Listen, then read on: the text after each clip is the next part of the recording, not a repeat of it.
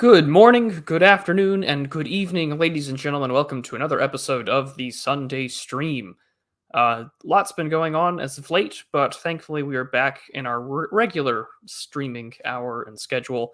I hope everyone is doing well. I'll wait for everyone to just pour in for a few minutes, and I guess we can get started rather shortly afterwards.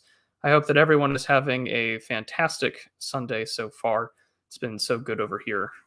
It's finally cooling down just a bit. It's been very hot, 30-degree plus weather for all of you out there, 95 degrees plus out for those in the States. So it's definitely going out and about the way that it is in these crazy times with the weather and humidity. But niceties aside about the weather, I guess you're all wondering why I've brought you here today. And we're going to debate. We're going to review a debate. We're not debating today. I am not ever going to be doing internet blood sports, but I'll happily let others do the blood sports for me. So I had posted a link in the community tab. I had tweeted about it.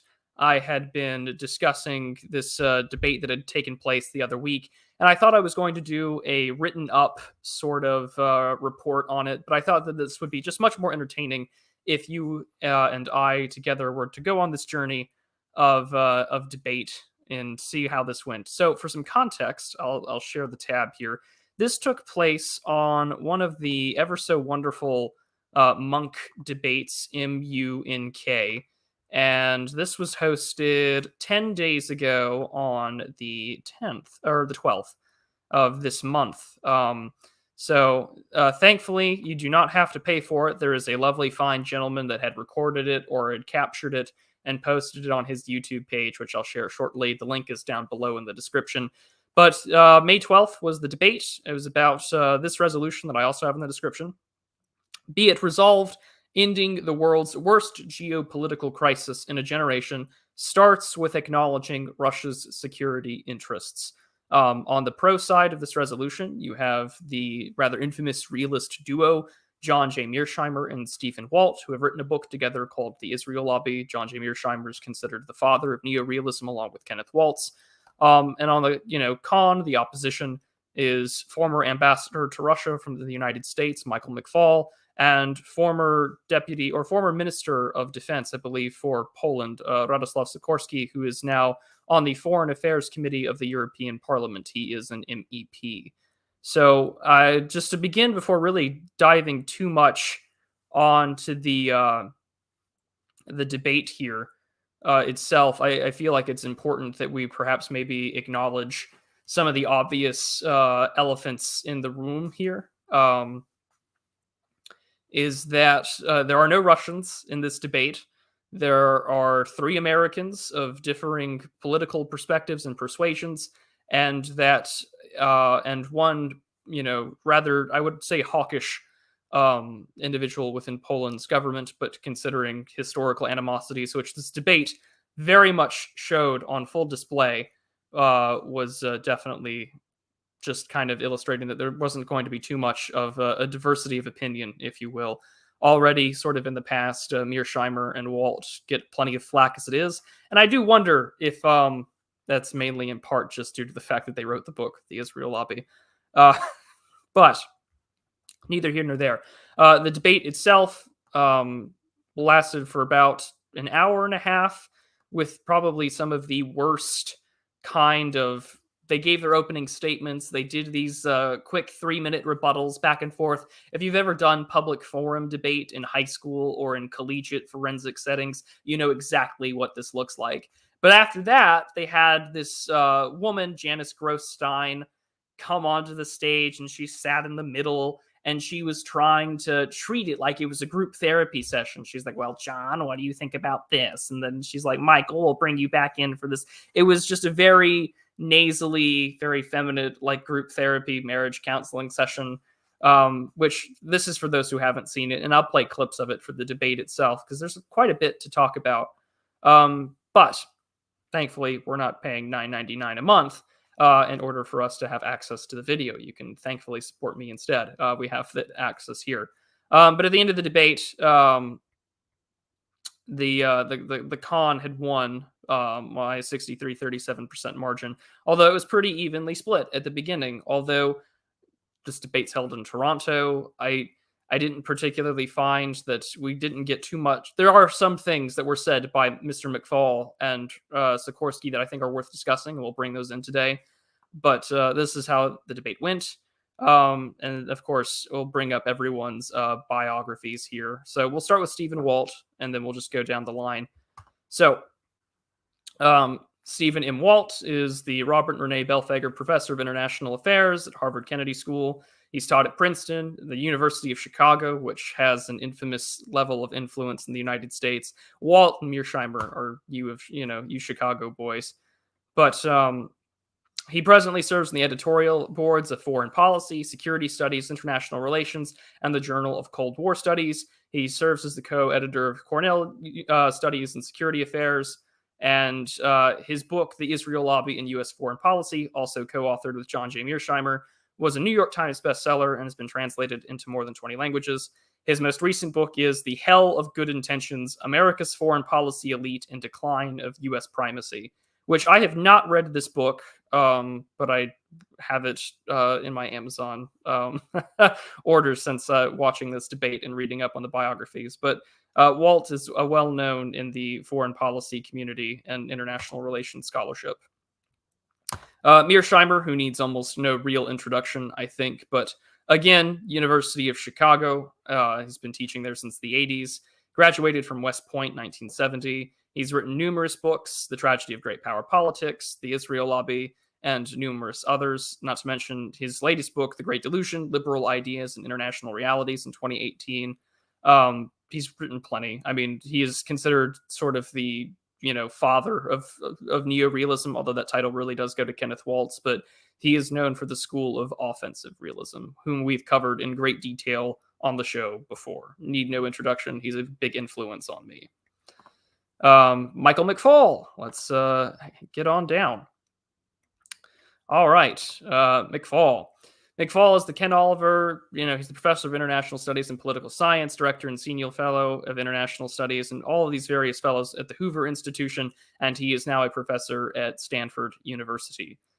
He joined Stanford faculty in '95, but he's your run-of-the-mill academic with also some foreign policy experience. He served for 5 years in the Obama administration, first as special assistant to the president and senior director for Russian and Eurasian affairs at the National Security Council, 2009 to 2012, but then as ambassador to the Russian Federation, 2012 to 2014, which he had then stepped down at the request of the president, coming events in 2014 in Ukraine. He has written a book, From Cold War to Hot Peace, An American Ambassador in Putin's Russia, which is more of a autobiography, autoethnography.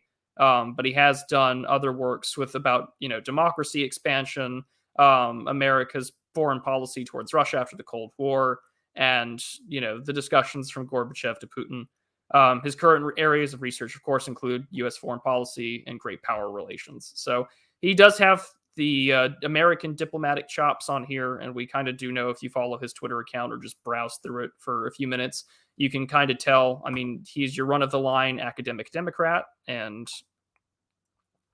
he's not something that we're going to get too much out of, but he does say a few things that I think are worth discussing. And then last but not least, our lone non-American, Radosław Sikorski. He is a member of the European Parliament, serves on the Committee of Foreign Affairs. He was the Minister of National Defense of Poland from 2005 to 2007, their foreign minister from 2007 to 2014, and the Speaker of Poland's Parliament from 2014 to 2015.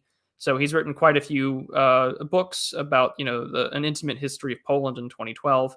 He's considered a top thinker by Foreign Policy magazine, but he also has a career as a journalist. He was a war correspondent and photographer in Afghanistan and Angola.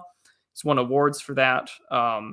He was responsible for leading Poland's NATO accession campaign and has served in quite a few details, and also a resident fellow at the American Enterprise Institute and the New Atlantic Initiative. So these bios are always important to read, because you're kind of getting to know who exactly you're dealing with. So it was a good time to have this discussion, and I feel like it's also important that we give ourselves the time to make a few things abundantly clear. was that, of course, this war is still ongoing. This is still an ongoing tragedy. I mean, first and foremost, the people that are always going to be hurt, inflicted, and involved are going to be civilians. I've had people ask for me to pray for family that are caught there and trying to flee, and I recommend that we do that for everybody involved. And I mean, even in church, we pray for this conflict to be avoided and and to end without further bloodshed. This is a tragedy first and foremost, and that's something that I think needs to be acknowledged here. Now, we will go back to the resolution, and I'll start showing some of the clips from the debate, probably some of the opening statements, and we'll come from there. But let's just start with the resolution itself. Be it resolved, ending the world's worst geopolitical crisis in a generation starts with acknowledging Russia's security interest.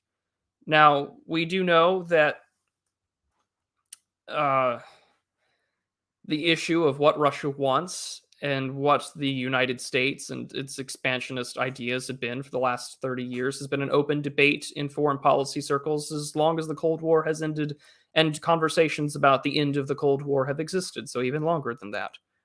And on that regard, I think that it's safe to say that a lot of focus is put on NATO expansion, which I don't always think is just I think that's particularly reductive when examining this, especially as the fact that we're going to be living in a situation where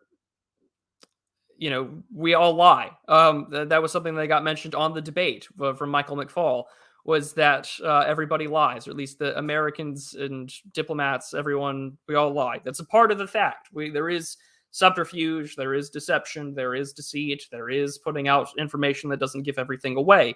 And on this channel, we've talked about this. We had talked about in certain bargaining models of war, if you want to discuss rational choice theory in international relations, this is something that is always put into the place of the political calculus of any nation state engaging in military, diplomatic, economic, strategic affairs, you name it.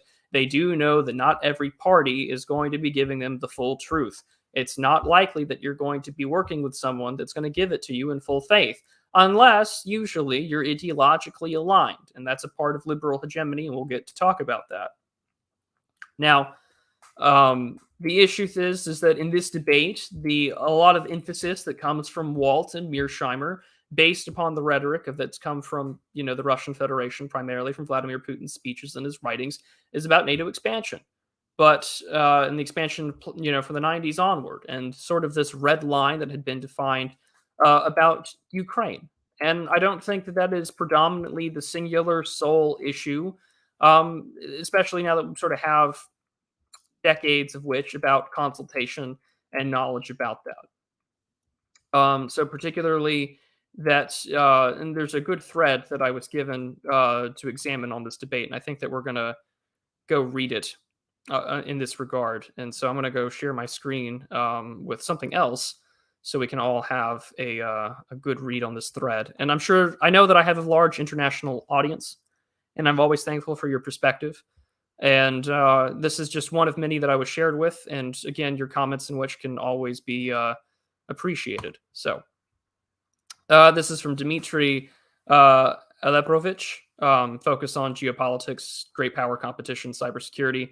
Works at Silverado Policy, bipartisan nonprofit organization. So already kind of tells you where he's coming from. It's all in the bio.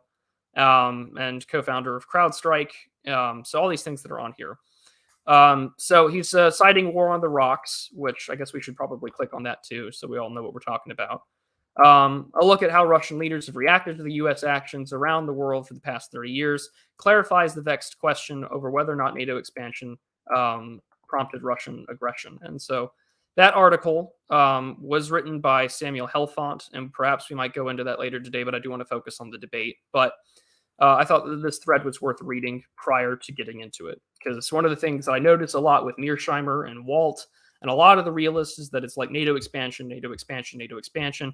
I think that severely undermines some of the other activities that have happened in the Balkans, but most importantly, I think more recently about the Middle East, because let's face it, between the invasion of Iraq and Afghanistan and what came out of that, and now more recently between Libya, Syria, and some of the goings on in Kazakhstan, in Georgia, and Armenia, There's of course some Western influence to play there, and that I think plays also just a very large role as to what Russia's great power competition interests might be. But we're going to read this thread, and then we'll start with the debate proper. But I wanted to get everything out there because I got sent a lot of stuff saying I was going to review this, and so I wanted to share it all with you as well.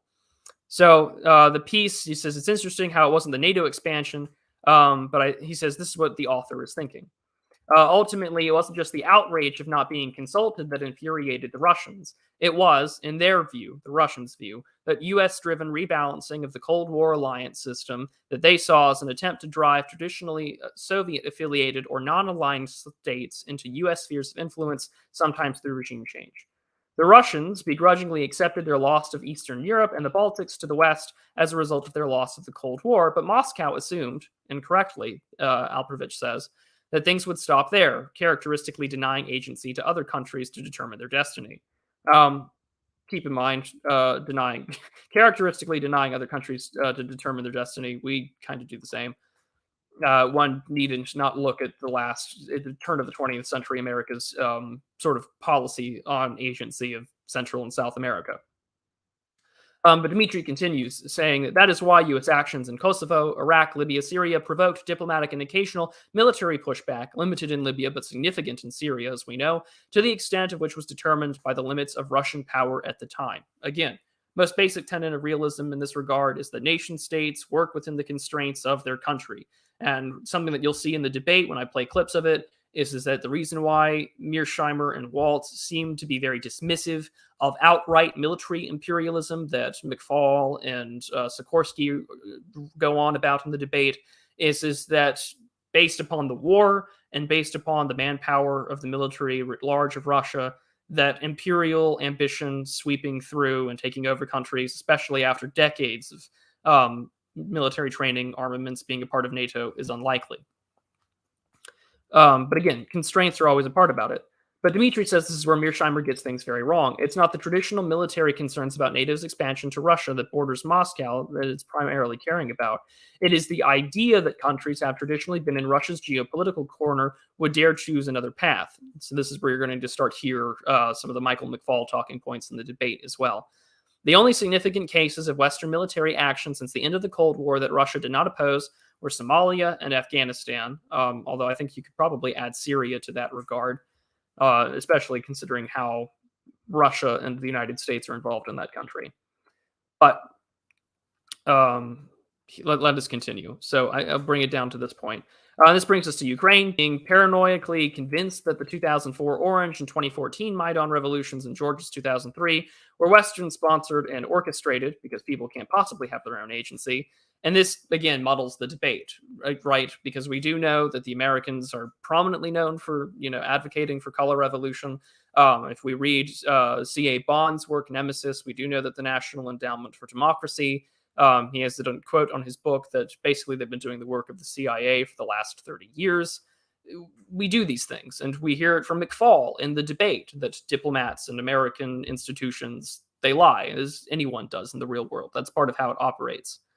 Not to say that smaller countries have agency, and I want to start with that here as well, in part because that debate subject gets mentioned a lot. There we go. I'll have that up there for y'all to read as well. The thing that I think is interesting about the question of smaller state agency is that we see this a lot in debates online, whether it's between great diplomats and scholars like we're going to talk about in the debate today, or even people like myself or others. For instance, I know there was a debate not too long ago between Greg Johnson and E. Michael Jones on the subject of the war.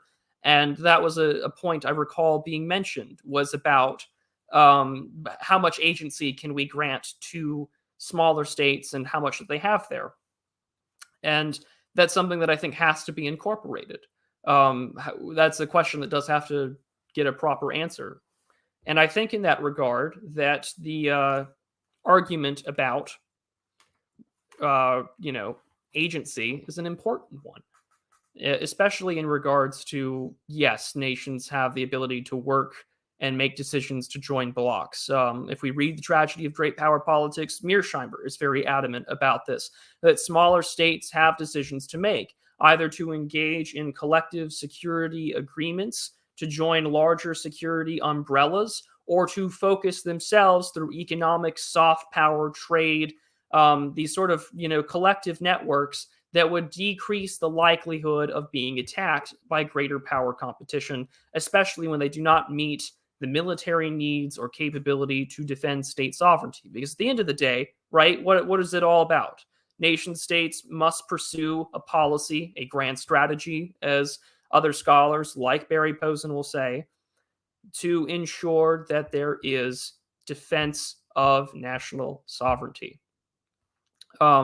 And nation states will act in ways to do so. This is not to say that, the Americans had come up with everything and done everything that they could. And in that regard, yeah, it's definitely, so, and that's an issue. And I think that it's quite open to illustrate that things are difficult in this regard to say so. Yeah, things may have had aid, but at the same time, we cannot deny that these nations do have agency. Their governments have agency to make decisions, even if we consider them to be outright irrational or perhaps ahistorical in their decision making. But those are things that we do have to talk about.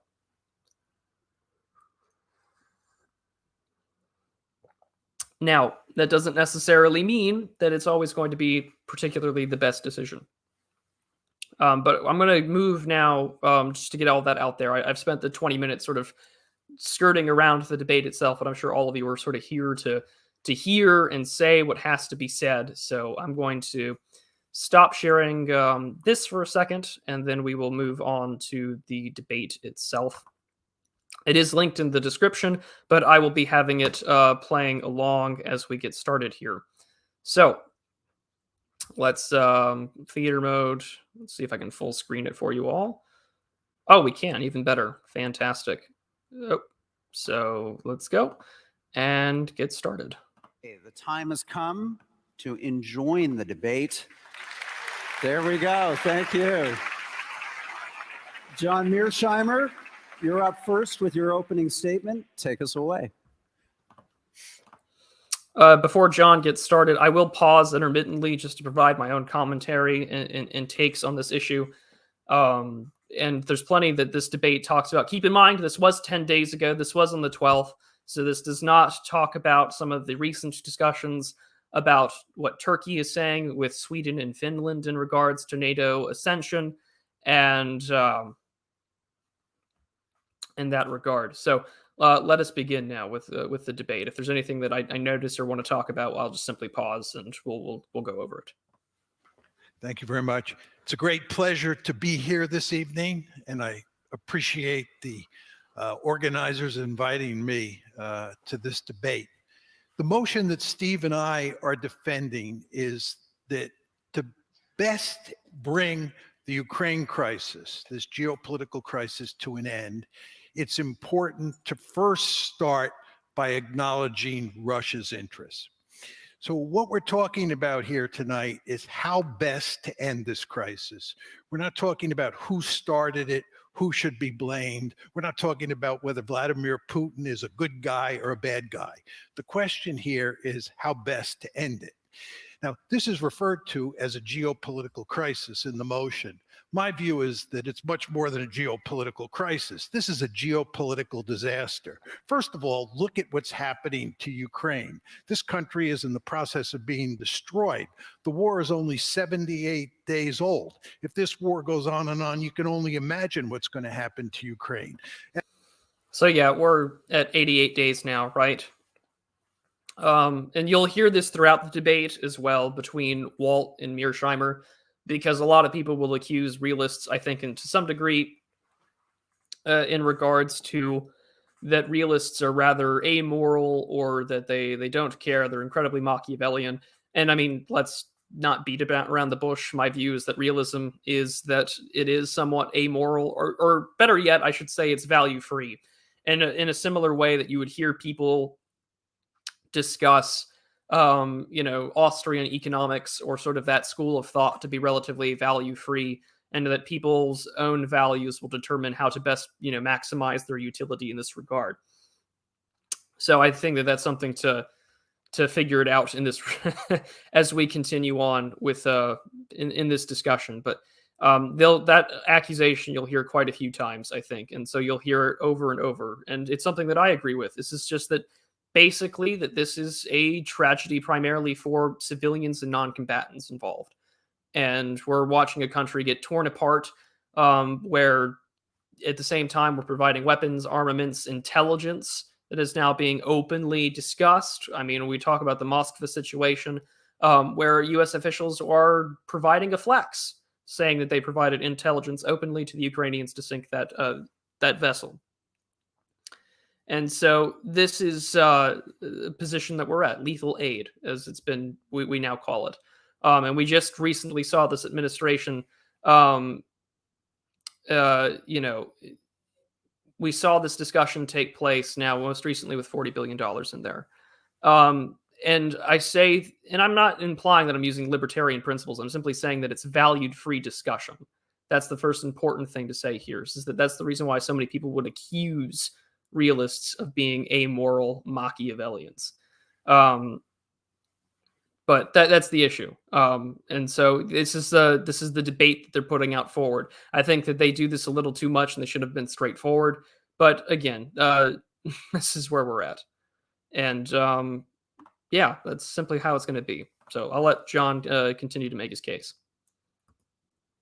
Estimates are by the World Bank that over $60 billion worth of damage has been inflicted on Ukraine. Some people say that it will take $600 billion to rebuild the country. Thousands of people have been killed. Cities have been destroyed. 5 million people have left the country. 6 million people are internally displaced. 13 million people are living in combat zones. For the sake of the Ukrainian people, it's essential to bring this to an end. Furthermore, we run the risk here that this war, which is now between Ukraine and Russia, is going to turn into a war between Ukraine and the United States. It's going to turn into a great power war. This is a really scary thought. We know very well that when wars become long wars, they tend to escalate. And the last thing we want is a war between the United States and Russia. And the reason is because the threat of nuclear war is on the table. Now, many of you might think this is not a serious possibility, but that would be a fundamental mistake. So this is the case that we're going to sort of see happen here now.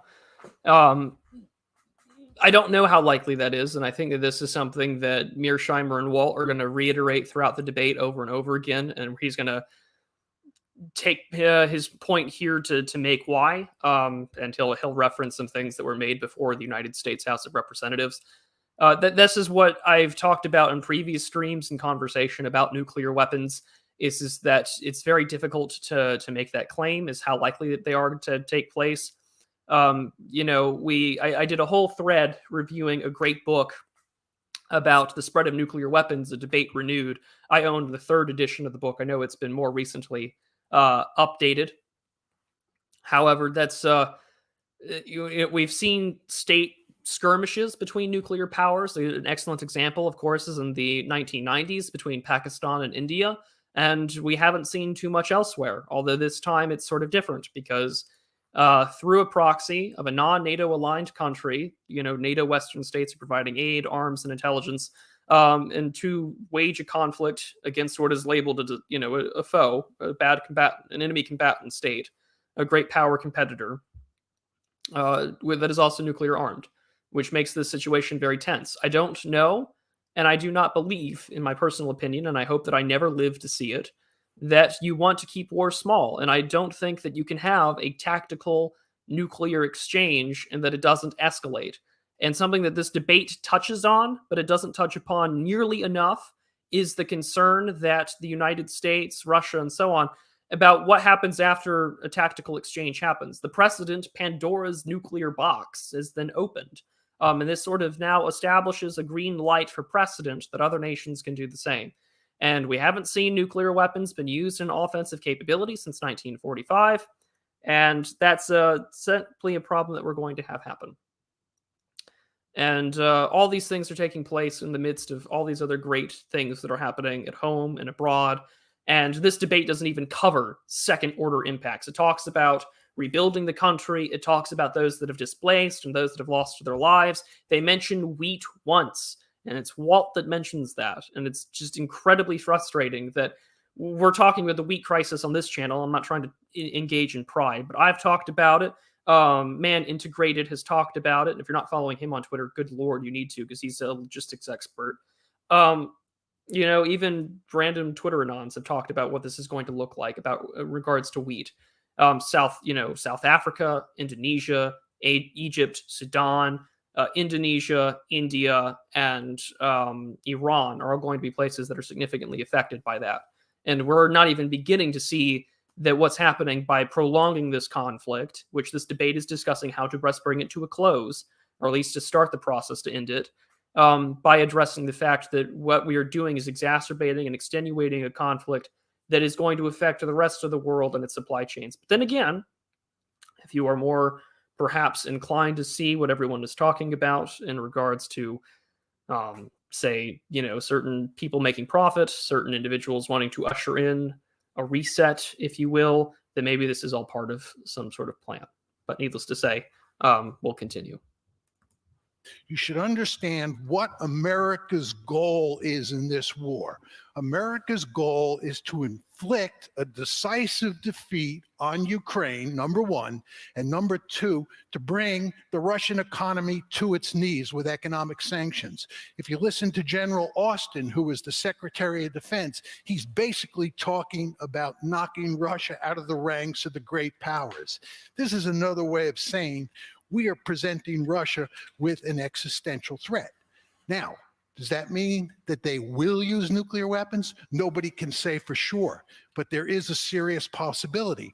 Avril Haines, who's the Director of National Intelligence, said on Tuesday when appearing in Capitol Hill that one of the two scenarios in which Russia will use nuclear weapons is if it is being defeated in Ukraine.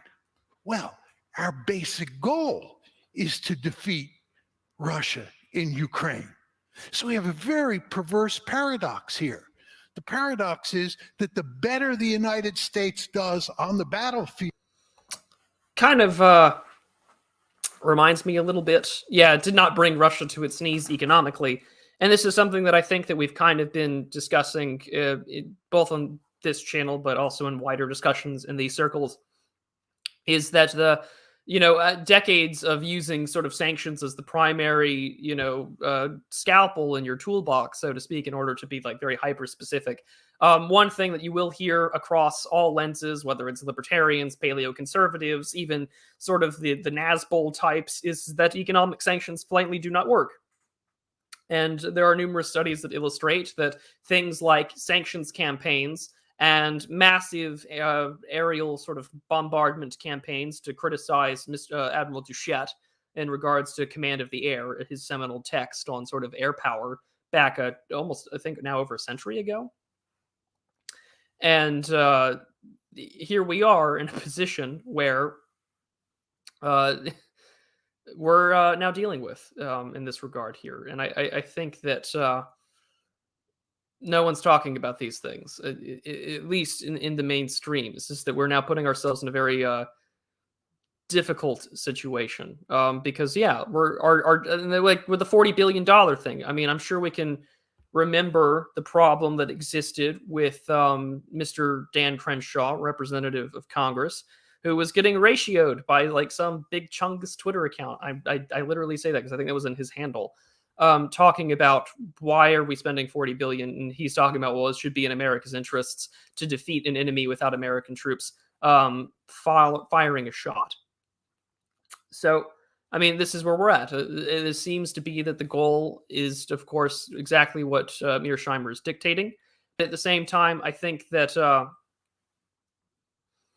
we're also dealing with the war here of Mr. Eye Patch McCain and the sort of the revenge of the neoconservatives, I think, in American foreign policy circles. The thing about the war that is also going on that I've been very adamant about is by covering second order effects, not the day by day, is that I don't have all of the information available. I don't have the time because I do work a 9 to 5. I've got family and a life and whatnot. it certainly does come to my mind in this regard as well, that just no one's no one I think is providing the ramifications that maybe decades of sanctions and the sort of stuff that maybe nations have wised up to it. I believe the ruble is actually up now prior to the war and prior to the sanctions campaign. So perhaps now we're looking at what this is. And perhaps the Russians don't mind, or maybe they're Russians calculus, and this is something that I will admit wholeheartedly, that I myself do not know the Russian calculus. I am not a fly on the wall inside Moscow. I'm not a fly on the wall inside sort of Putin's advisors or generals or diplomats, so I don't know. And this is the case that we're at. These sanctions will last for quite some time. And despite efforts, I think, to move away from SWIFT now that they've been kicked out with chips, it's still going to affect them. We know that it's going to affect them also based upon their agricultural production. Their quality of life is going to go down. Their access to supplies will go down. Doesn't necessarily mean that they're doing well.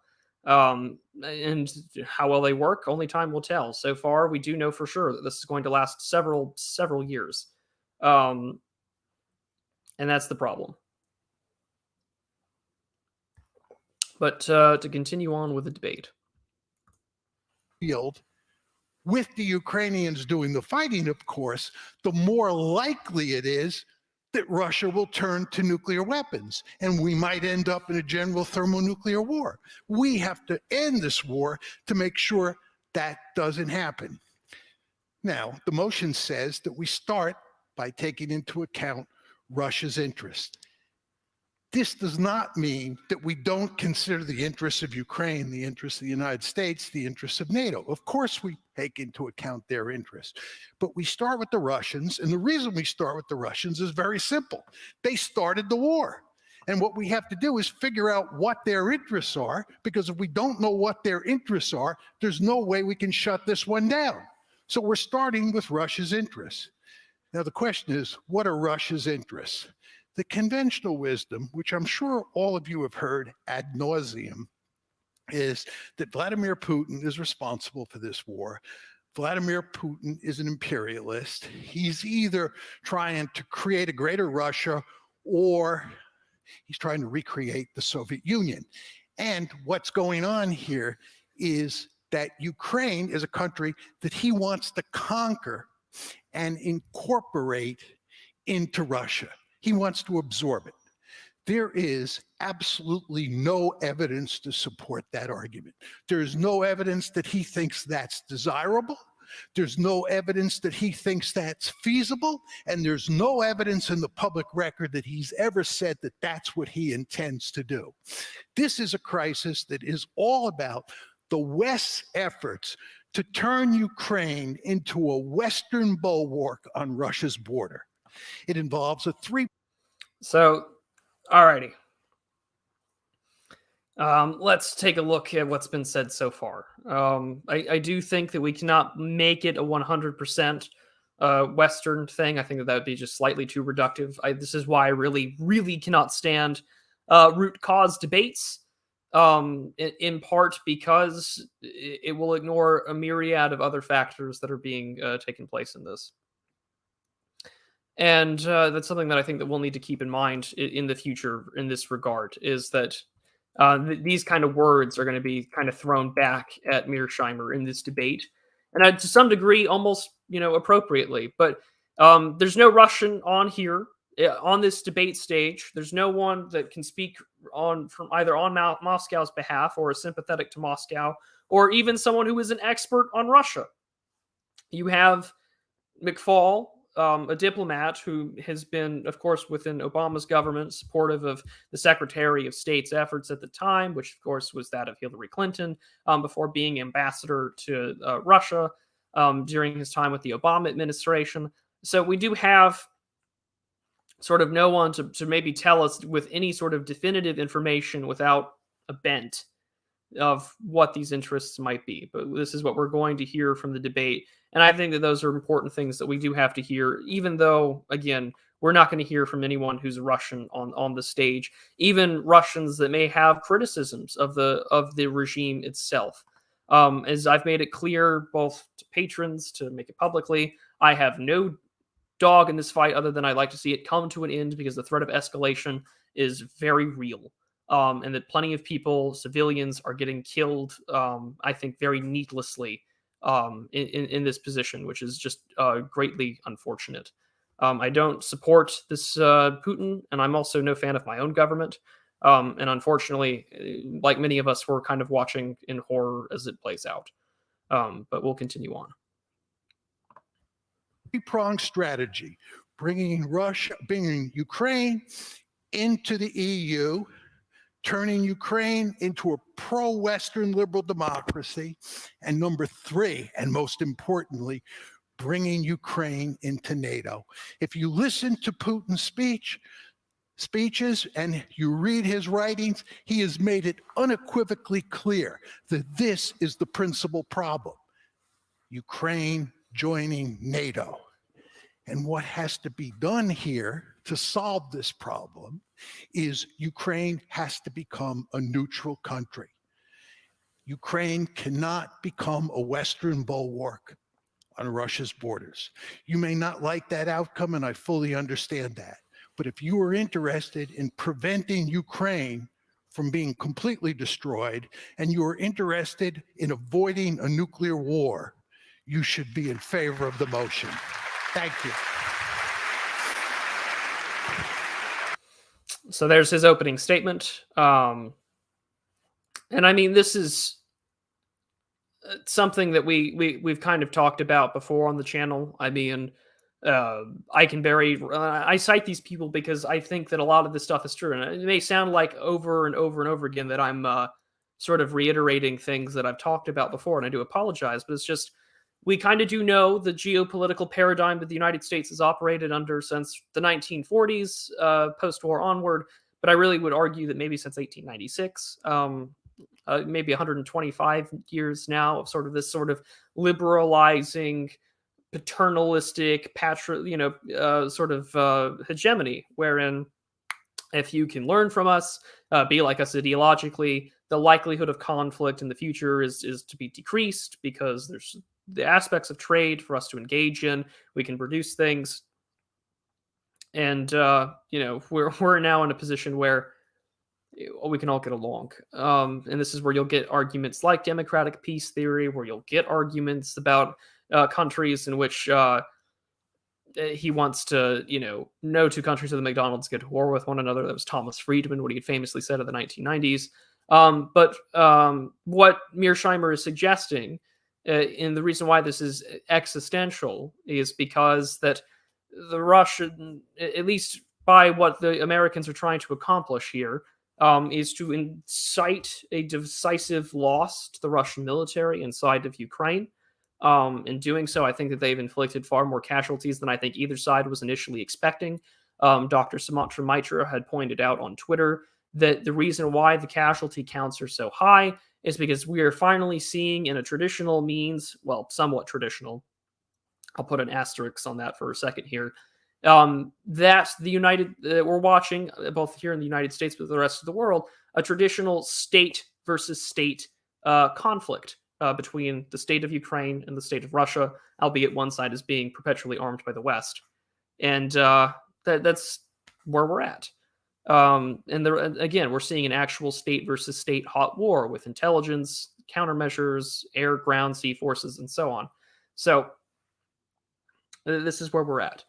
And this is the point that Mearsheimer is making, that the Americans are trying to, instill a sanctions regime, inflicted defeat. And Walt will talk about this in his own opening statement, because this is very tag team public forum style debate. But I think it's Sikorski that goes next, and then McFaul. But we'll continue.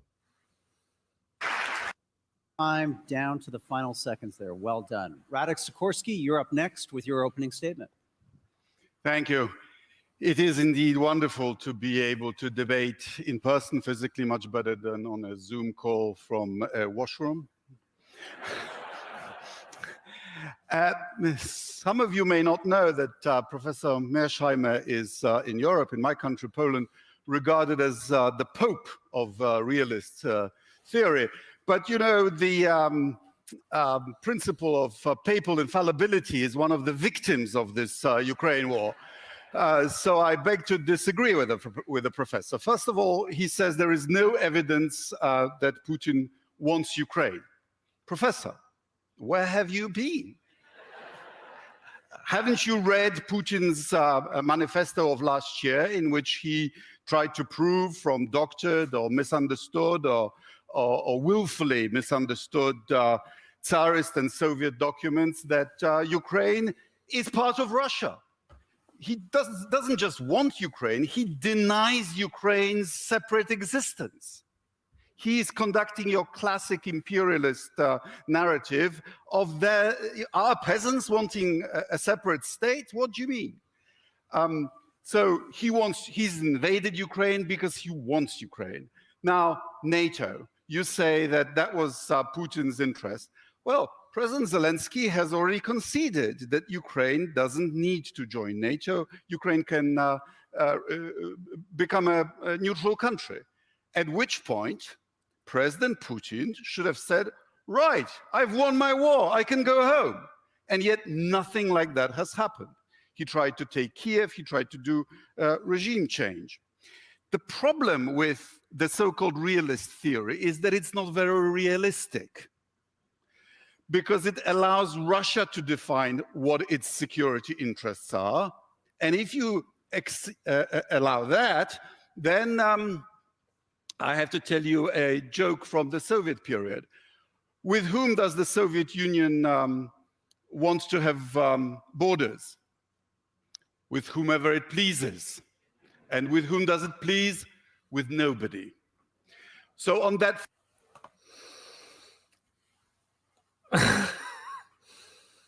Well, all right. So, well, I've noticed that there's just so much back in here in the chat. But what I will say is that the interesting point that I think he makes is that about realism is about letting who define its security interests. And you'll hear this throughout the opening statements. And I'll move around to some points after the debate, after the opening statements. So there's plenty to cover. I don't want to keep you here forever. But what I found interesting is that this is the criticism that gets laid in the beginning of the opening statements. And you'll see it throughout the entire hour and a half of the debate, is including the weird sort of like little tiny like group therapy session with Miss Stein in the middle. It's that realists, or that we don't let countries define their own security interests, or more specifically, we don't let Russia engage in its security interests.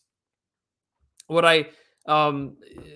it's I think a very dangerous thing for us to deny the sovereignty of other countries and their ability to define what their own security interests are going to be. It would be very interesting to see what the discussion would be in this regard if we were to start saying that other countries can't do it. But of course, I'm going to get immediately hit with whataboutism.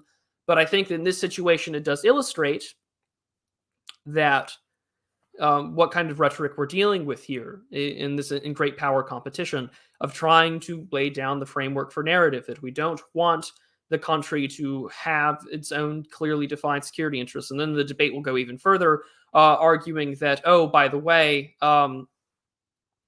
the real person that's outlining the security interests of the country is Putin. So that's something that does come to my mind as well. And Spindly, your comment in the chat is something to keep in mind as well. The other thing that also kind of keep in mind is in regards to sort of narrative spin. Where have you been, or what, things like that. There is a tendency for what gets spoken about of Russian disinformation or Russian propaganda. The same, I think, can happen about things here. And again, whataboutisms aside, I do notice that it does have a higher prevalence of coming in through alternative means, which the right most oftentimes also finds itself being in by nature of our own government, our own political apparatus and apparatchiks sort of kicking us off the mainstream platforms and kicking us off everywhere else. So we're left in that regard. And I think that that's something to just sort of keep in mind in this sort of discussion is that I do think that we are more prevalent to hear, Russia.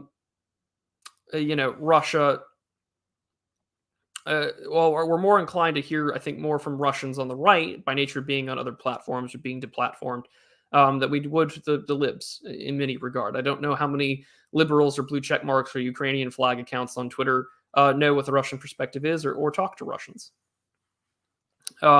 Doesn't mean, and I have to take all this information in myself, and I have to try and find out just what the hell is going on or how we can best break it down, which makes this channel all the more interesting, I think, in trying to do that, because I'm very blessed with an international audience. But you're going to hear that talking point a lot throughout this debate from, both himself and McFaul in that regard. But JS makes this comment here. He says, Russians with attitude were saying how Russia seems to be trying to expose Western hypocrisy rather than achieve objectives, which, why don't you ask the GOP how well that works? So that sounds like a very beautiful losers thing.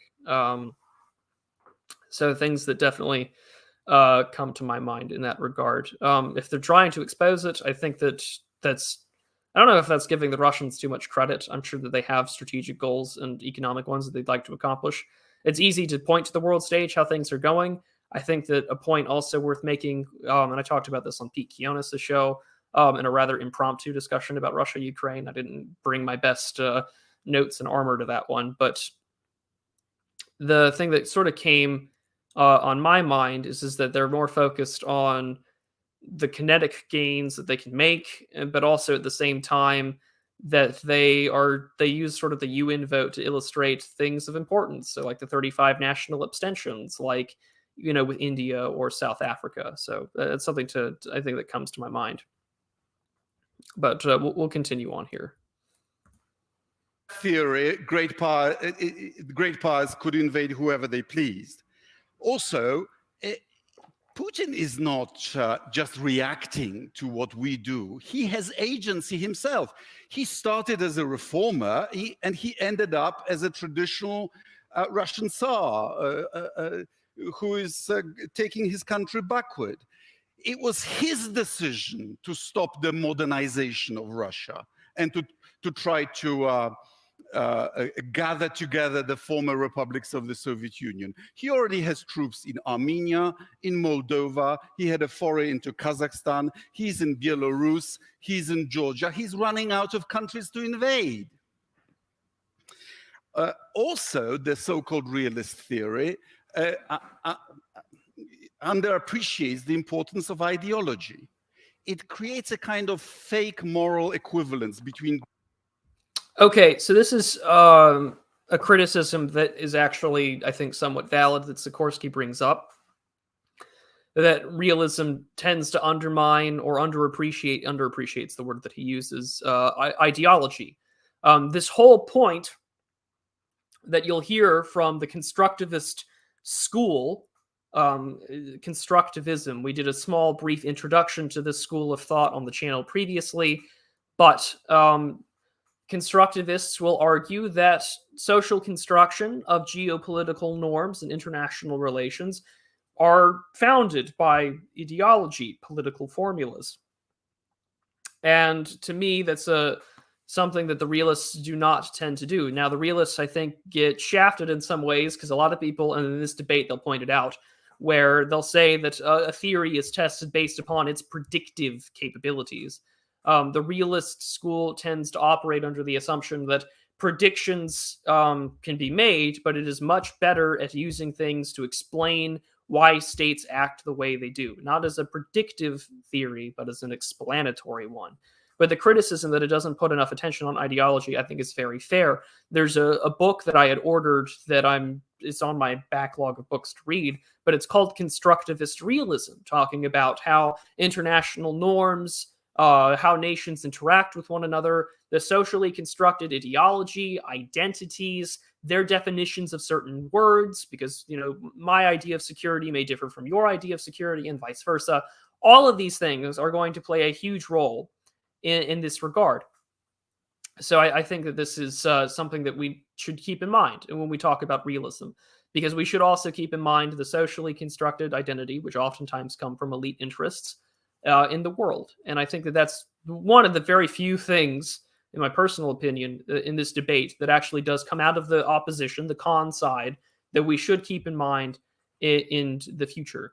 But the claim that we can't allow other nation states to define their security interests, to me, is rather, to me, it just kind of illustrates sort of the great power competition that is happening here. They're going to react, and we've seen reactions to nations acting on them. But we'll continue on. Great powers, whether they are democracies or autocracies, they have interests and therefore have to be respected. Well, I tell you, Tsarist Russia wanted to take Constantinople. Soviet Russia want to foment global revolution. Putin wants to recreate Soviet Union. This same country behaves differently depending on its ideology. Just like Iran defined its interests differently under the Shah and differently under the Ayatollahs. So I have to say I respect the attempt to create a theory that would predict reality, that would make it possible for us to predict what would happen. But the test of a theory should be its predictive power. So according to the realist theory, Russia cannot stand more NATO members on its borders. Well, guess what? Thanks to Putin's aggression against Ukraine, 2 new countries want to join NATO, Finland and Sweden. If Finland joins NATO, Russia will have 1,340 kilometers longer border with NATO. That surely will affect its security. It will have to put new troops along the Finnish border. If Sweden joins, the Baltic Sea will become almost a NATO sea. That will affect Russia's security. On your theory, if they join NATO, Russia will have to invade them, right? Well, I tell you what, I think it's the Finns and the Swedes who are the realists here, because I think that if they apply and join NATO now, Russia will not invade them. Instead, NATO will be enhanced.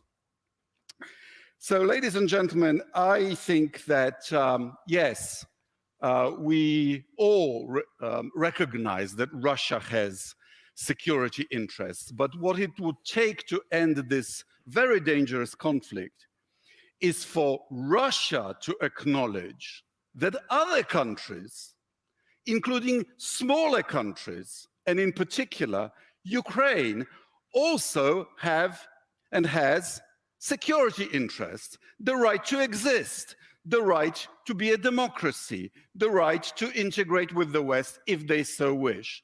So, ladies and gentlemen, I beg to oppose.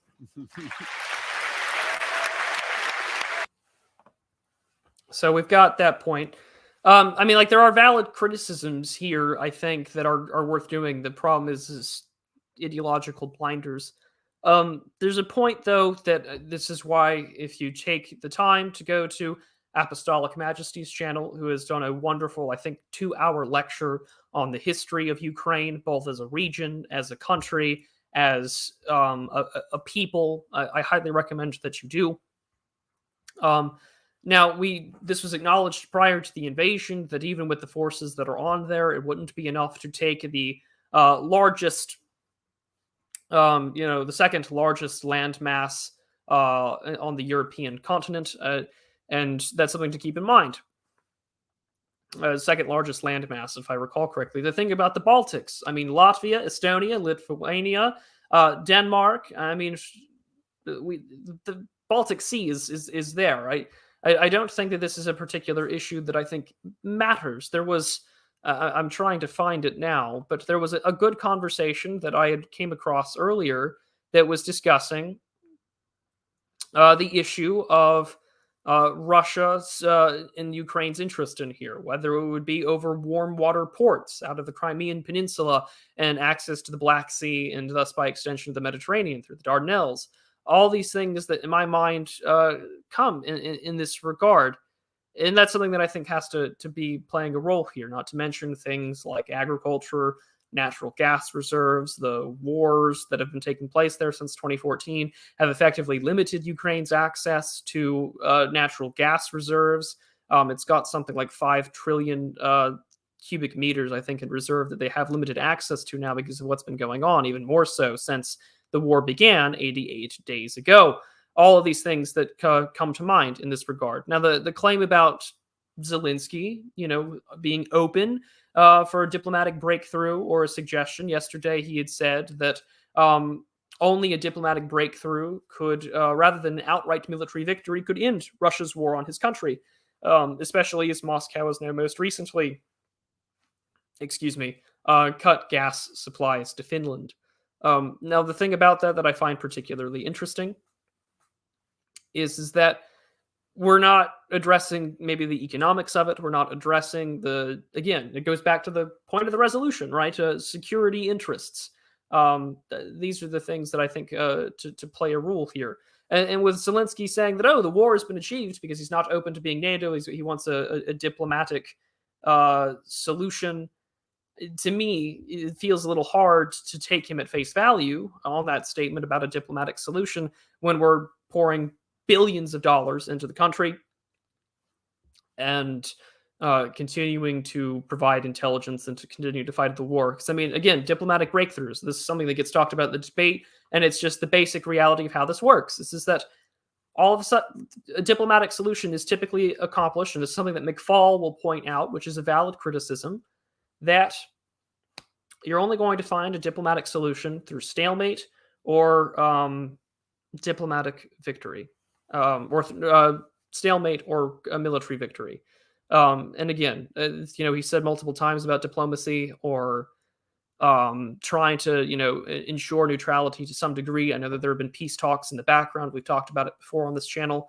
It is just frustrating because, you can say one thing and then continue on fighting, right? Which, again, you kind of have to. But at the same time, as McFaul will tell you, we lie. But yes, VZ, you do have a point. Diplomatic solutions through stalemate can only be achieved through helping Ukraine. Yes. But again, I think this is where the realists will come back and say that does run the risk of escalation. And again, this is why we're in this complicated situation. And this is why I think that it's actually worth listening to the opposition, because I think that so many people have a gut reaction to side with the realists based upon what they've been saying for the last several years. But we do have to hear the other side, especially in this regard, because there are plenty of things happening as well. But we'll continue on.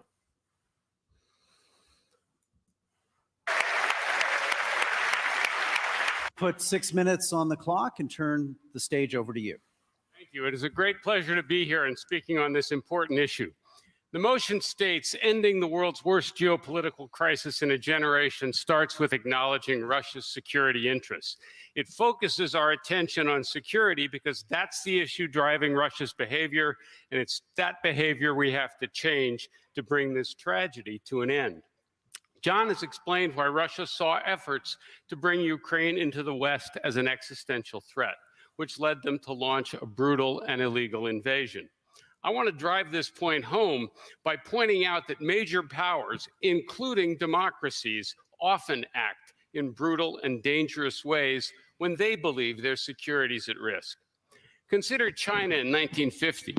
China was very weak at the time, but when U.S. forces in Korea approached their border, Mao Zedong ordered his army to cross the Yalu River and attack them. We had no intention of invading China, but Mao didn't know that, and he thought the survival of his regime was at risk. The Korean War lasted 2 more years. Thousands of additional lives were lost. We don't like to admit it, but democracies act this way too. During the 1960s, the United States was so worried that South Vietnam would become part of the communist world, it sent nearly 500,000 troops across the ocean to fight there, and 58,000 of them didn't come back. We used napalm and Agent Orange and dropped more than 6 million tons of ordnance. When that didn't work, we invaded Cambodia, which unwittingly helped the Khmer Rouge gain power. Millions of people died because American leaders believed losing South Vietnam might undermine our security. And Vietnam wasn't on our border. It was more than 8,000 miles from the continental United States. In the 1980s, a popular uprising in Nicaragua toppled a pro-American dictator, much as the Maidan uprising toppled Ukrainian President Viktor Yanukovych. In response, we organized and armed a rebel army, the Contras, much as Russia has backed separatist movements in Ukraine. Nicaragua was a poor country whose population was only 4 million people, but the Reagan administration saw it as a serious threat. 30,000 Nicaraguans died in that war. As a percentage of population, it would be like Canada losing 300,000 people or the United States losing 2.5 million. Finally, let's not forget that the United States invaded Iraq in 2003 because the Bush administration thought Saddam Hussein was a mortal danger. That war. And yeah, so this is something that Walt is going to bring up later in the debate as well. But he's mentioning it here to sort of put the thought in your head in his opening statement, as all opening statements go. That, yeah, nations do make tactical mistakes and blunders, and nations will act in other ways to do so. But, you know, there are times where there was a debate back in 2014 that I remember watching about the issue of what has happened in Ukraine, because good Lord, 2014, I graduated high school that year, to put things into perspective. You know, the famous quote that I remember being said was about, you know, Putin lamenting the fall of the Soviet Union.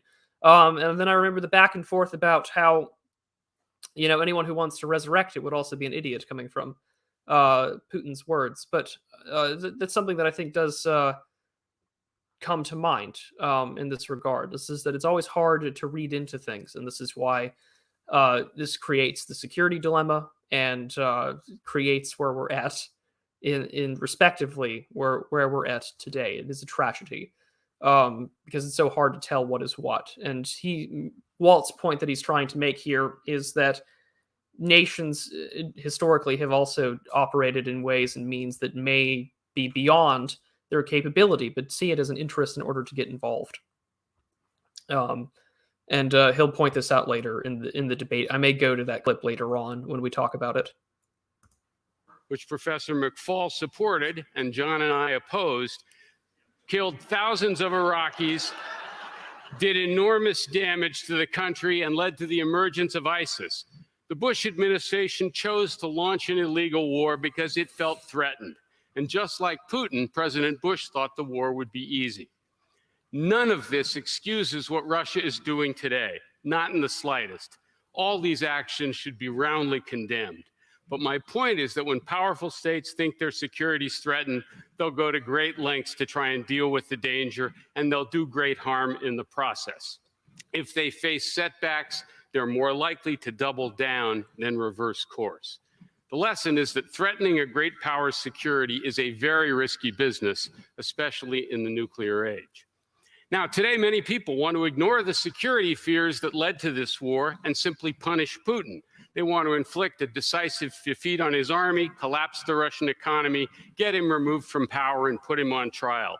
Those desires are completely understandable, but this approach is morally questionable and dangerous. It's questionable because prolonging the war means more Ukrainians will die and the country will suffer even more destruction. It's dangerous because the prospect of a catastrophic defeat could lead Russia to escalate, including the possible use of a nuclear weapon. And as John said, as Director of National Intelligence Avril Haines said 2 days ago to the Senate Foreign or Armed Services Committee, President Putin would only authorize the use of nuclear weapons if he perceived an existential threat to the Russian state or his regime. When she was asked what he would regard as an existential threat, she said, quote, believing he might be about to lose in Ukraine. It is in everyone's interest to minimize these risks. Our goal should be to bring this war to a close as quickly as possible.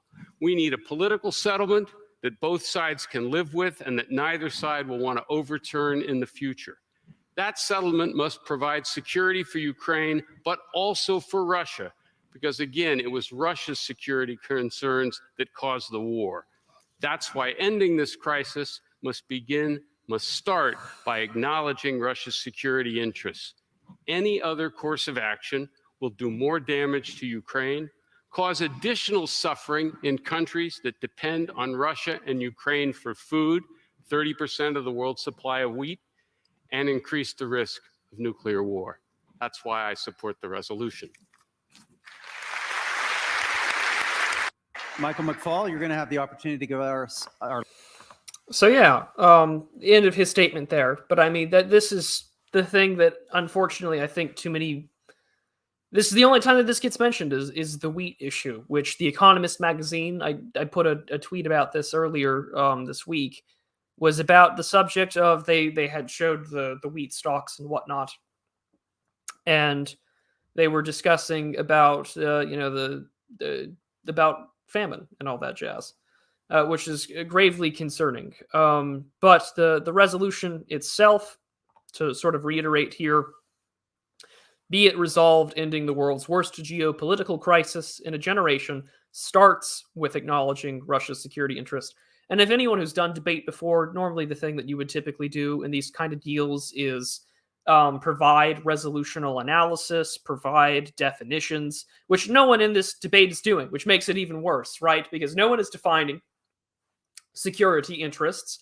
No one starts with, acknowledging.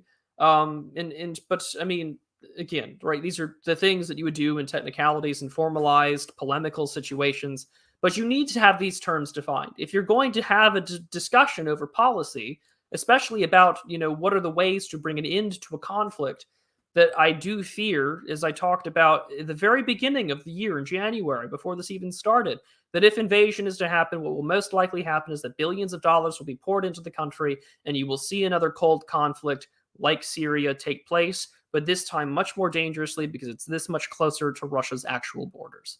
And it appears that we're coming that way, but no one's doing the res analysis, no one's doing definitions, and I find that to just be particularly frustrating. Like the fact that they're not, discussing these terms, I think is the very frustrating part of the debate. You can't escape acknowledging that nations have security interests. And then what to make matters worse is that if we're going to deny a party in this conflict any agency to define what those terms are, that sounds pretty existential. And in turn, I think that that might be used as some sort of shelling point for either escalation or what we've already seen already, which is the doubling down of money. But that's particularly frustrating in that regard. But now we're going to move on to the former ambassador's position. And again, I know that a lot of you will see that this is just a very ideological sort of position. But again, there are criticisms in here of the realist school that are worth acknowledging. We talked about ideology and political formula. That's the whole reason why the constructivists exist. And I think that that's something that we're going to get at. These things do come from the Kremlin, but we'll get into it as well. I do want to go through perhaps just these opening statements, and then I want to just move around in parts of the debate, just because there's a lot to cover. I don't want to keep you here for hours on end. I'm not a fan of the 4-hour stream. I don't know if you are, but there's a lot to cover, and we'll just continue on. Our last opening statement. Thank you. So I have 88 arguments I want to make in 6 minutes. And I'm not a professional debater. If I was, I could talk really fast and get them all in. And so instead, I'm going to focus on 3, 4 if the clock doesn't run out of me. First, the US, NATO, and the West have recognized Russia's security interests for 3 decades. And yet that did not prevent Putin from invading Ukraine. So the assumption in this debate that somehow NATO has been marching toward Russia, and finally Putin was cornered and he just had to invade Ukraine is cherry picking 30 years of history. And I think that's important to understand before we talk about how to resolve it. One, NATO's never attacked the Soviet Union, never attacked Russia, and never will. That would be crazy. Second, until Putin invaded Ukraine in 2014, remember this war started in 2014, not this year, US and NATO were actually cooperating on Russia's security interests as defined by them. In Afghanistan, the New START Treaty, WTO accession, even on Georgia and Ukraine, where those countries wanted to join NATO, their accession has been frozen since 2008. It's not gone anywhere. And that's because Americans and NATO leaders and Canadian leaders were listening and recognizing Russia's national interests. Just weeks before this latest invasion started, my government, the Biden administration, listened closely to Russia's security interests, to Putin's security interests, and they made proposals. They said, let's sit down and negotiate.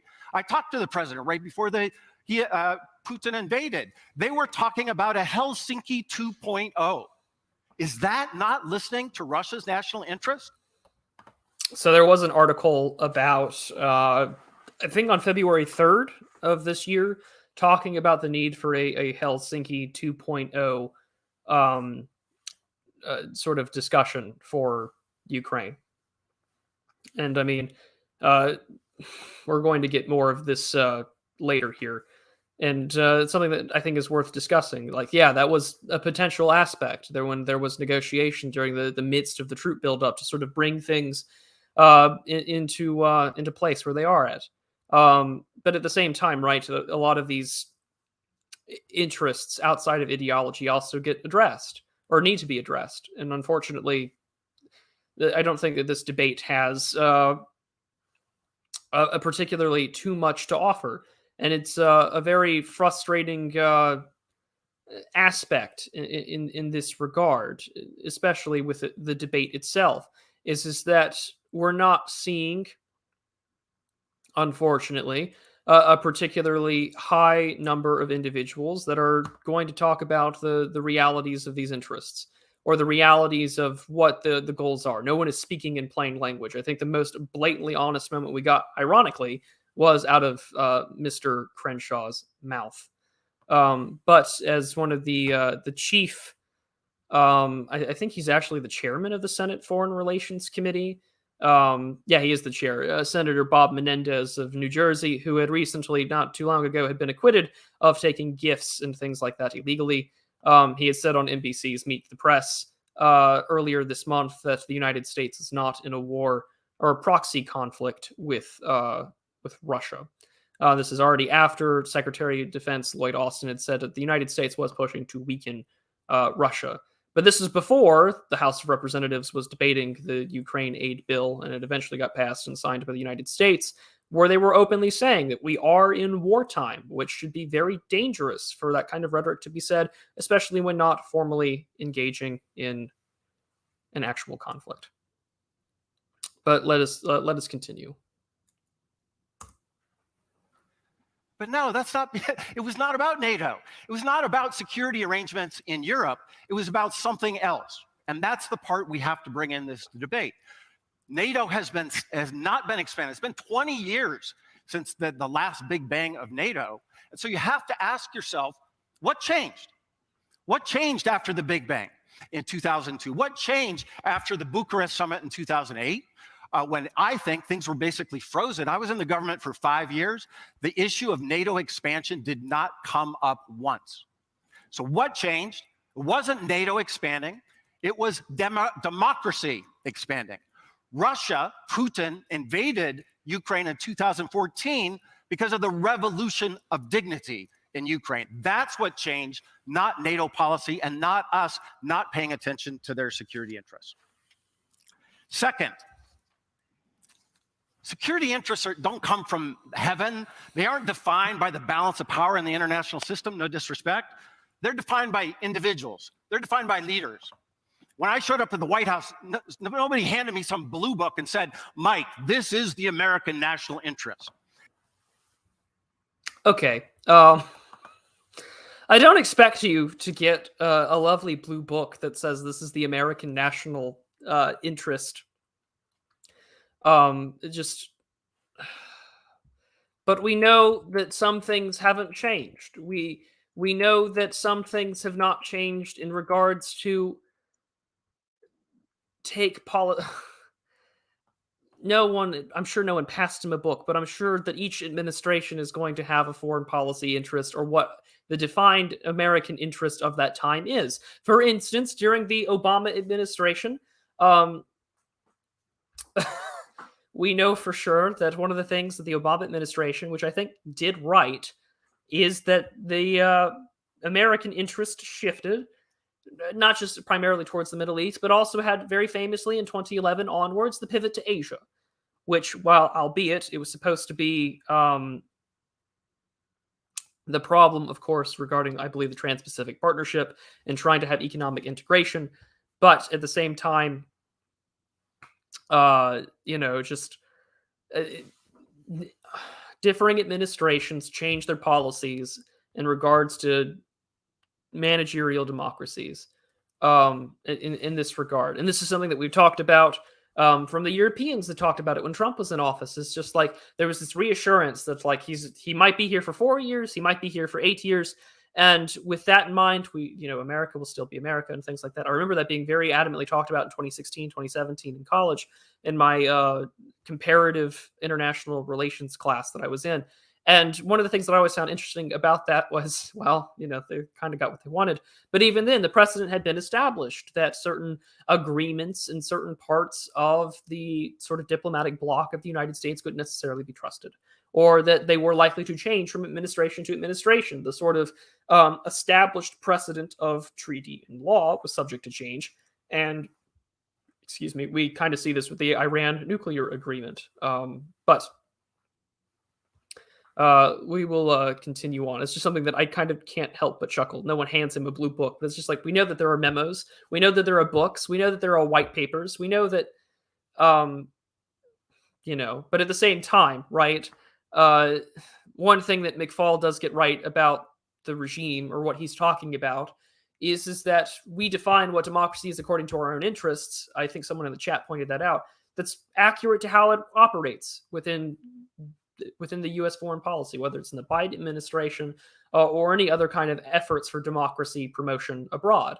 I mean, this is part of what Eikenberry calls liberal hegemony. This is just par for the course. And that is, he's very right in his honesty, which is something to point out here, but we'll continue. And so we have to ask ourselves this question. Why is it that Putin gets to define the interests that he sees fit? Because Putin today, he's a very different person than 22 years ago. Well, the geopolitical situation is different from 22 years ago, and he's definitely closed ranks and he's formed power. And this is something that doesn't get mentioned in the debate at all. And I think that this is a question that I'm sure the Rand Corp or Rand Group and the Council of Foreign Relations or the AEI, I'm sure everyone's written a white paper on this. But this is something that I find particularly interesting. And I talked about this, I think, a little bit after speaking with Charlemagne in regards to responding to Francis Fukuyama, was that Vladimir Putin is, 69 years old? He's nearing his 70s.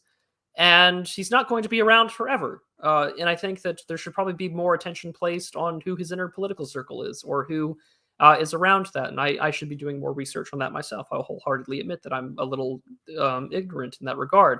But if he's not going to be here forever, and you're trying to forcibly either remove him or change things or inflict a defeat, you might want to be just paying attention, because it's the devil you know versus the devil you don't. But again, these are sort of gut feelings and commentary that I do want to back up here. I do think that Ukraine was, of course, moving in this direction. I think that we can kind of tell from electoral split that we've talked about on this channel before that, the various elections with Yanukovych and the previous presidents down that line, right, in regards of ethnicity and their own origin. I think that there is a very east-west split inside Ukraine about whether to be Western or to be more aligned with Russia. And that cannot be ignored. And what makes that even worse, though, right, is that we don't have accurate data anymore on the census or the information in this regard. So, I mean, this is, again, rather difficult to go through, but we'll carry on. 30 years ago when I first met him in 1991. But today, Putin it defines Russia's security interests in imperial terms, in anti-democratic terms.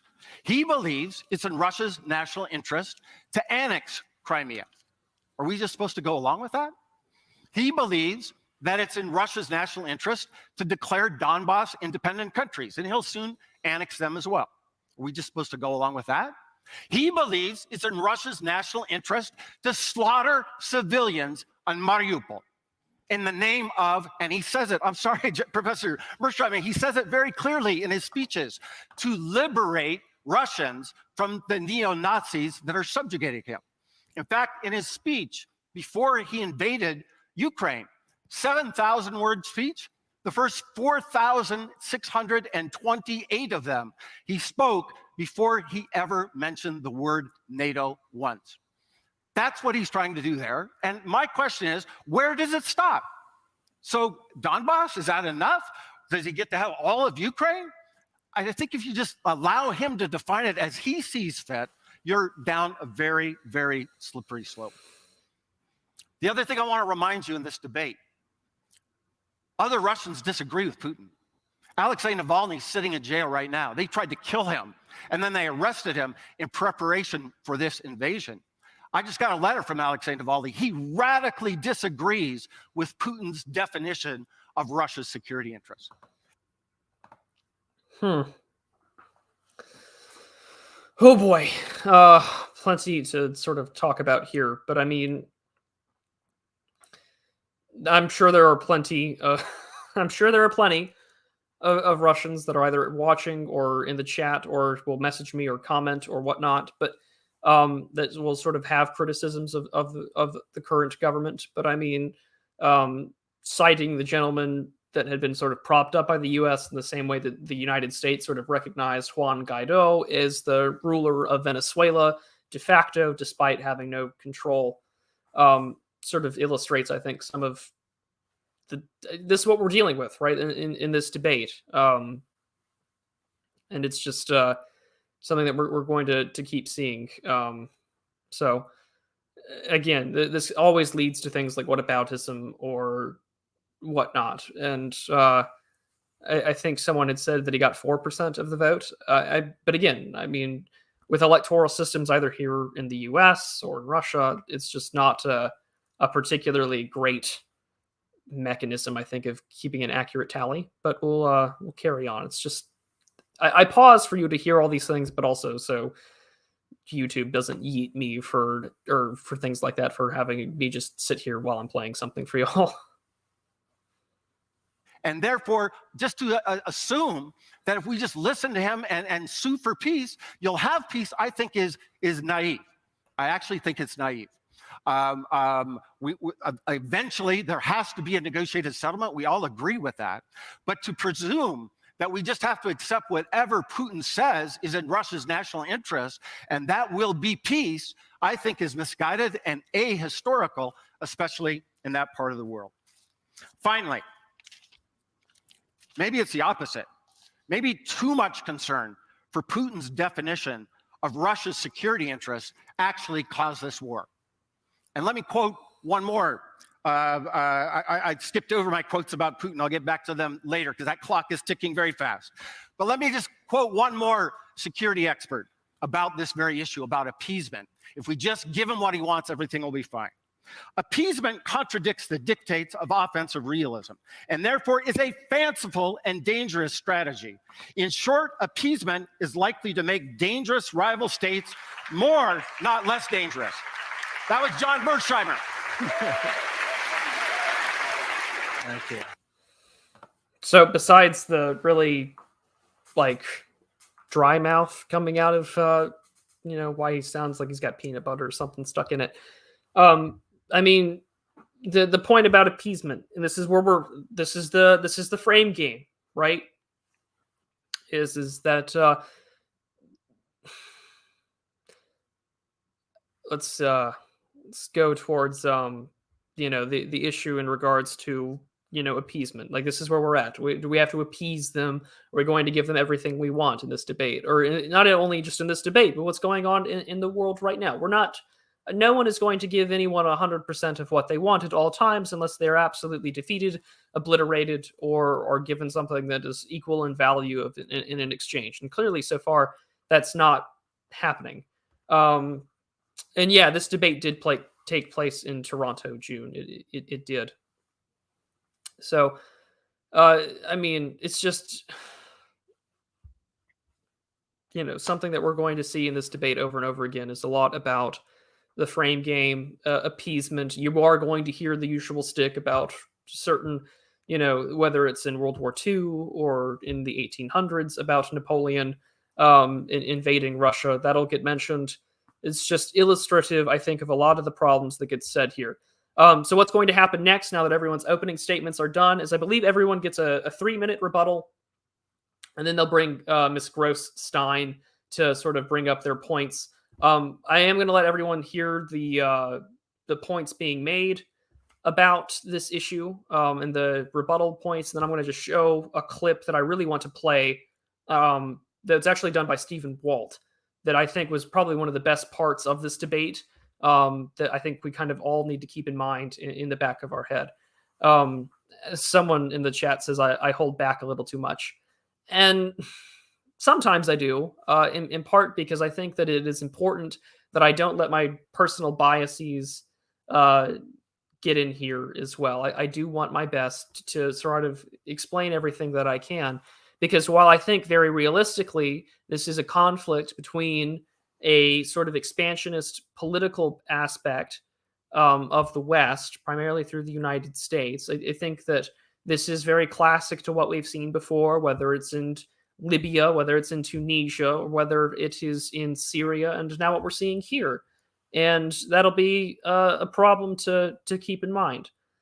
But at the same time, this is a conflict that is going on where I'm not pro-Putin. I'm not I'm not really for the idea of obliterating them off the map or getting rid of a regime that has the world's largest supply of nuclear weapons.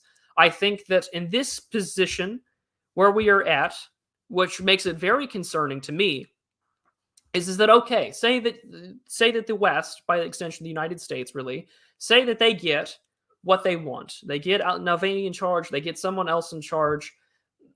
Are you going to see a complete exchange of hats with managers, generals, etc.? I don't think so. I do not know how much we're going to have. It's not going to be like the 1990s. If you're really pressing this with the aggression that you have, which is much more kinetic than I think it really was towards the late 80s, because there was a much different economic situation, I am deathly concerned that if you're going to push for an absolute regime change of what we're seeing in Russia, in the midst of it still having the world's largest stockpile of nuclear weapons and fissile material, you better hope to God that you know what you're doing. And you better hope that you're not going to see anything get loose. Because the last thing that I would like to see happen is the security concerns of 25, 30 years ago being realized, of fissile material being used by non-state actors. And that is truly one of my concerns in this regard. And, they'll mention the Bucharest summit in 2008. They talk about the, subject of Germans. This is something that Sikorski will bring up, I believe, in his rebuttal statement. These are things that, the Germans have tried to stop before, and now we're seeing the Turks try and negotiate in regards to the position of, sorry, my mouth is getting a little dry, the position of Finland and Sweden coming into NATO. And I think that that's something that we're going to see more of. And I'm surprised that really Germany has gone as far along as it has, considering the sanctions regime, as well as, the position it has with its energy. I mean, whether it's shutting down nuclear reactors, Angela Merkel spending her entire tenure shutting down to outflank the Greens from the left on the nuclear energy question. And of course, the German sort of dependency, I think, now on natural gas and oil from Russian imports, to which they're still buying it despite the sanctions regime. There's an excellent article from the Wall Street Journal that came out last month that talked about this,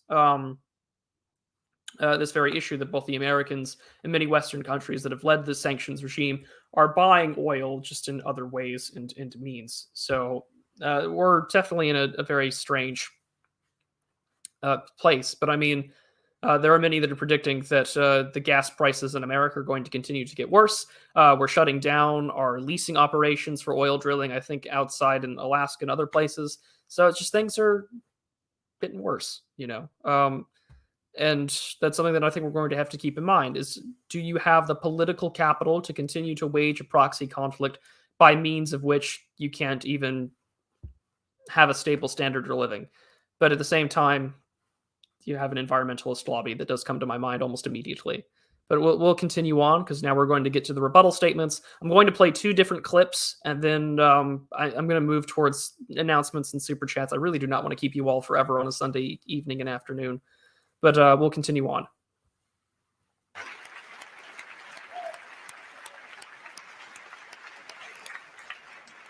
Dig into each other's quotes.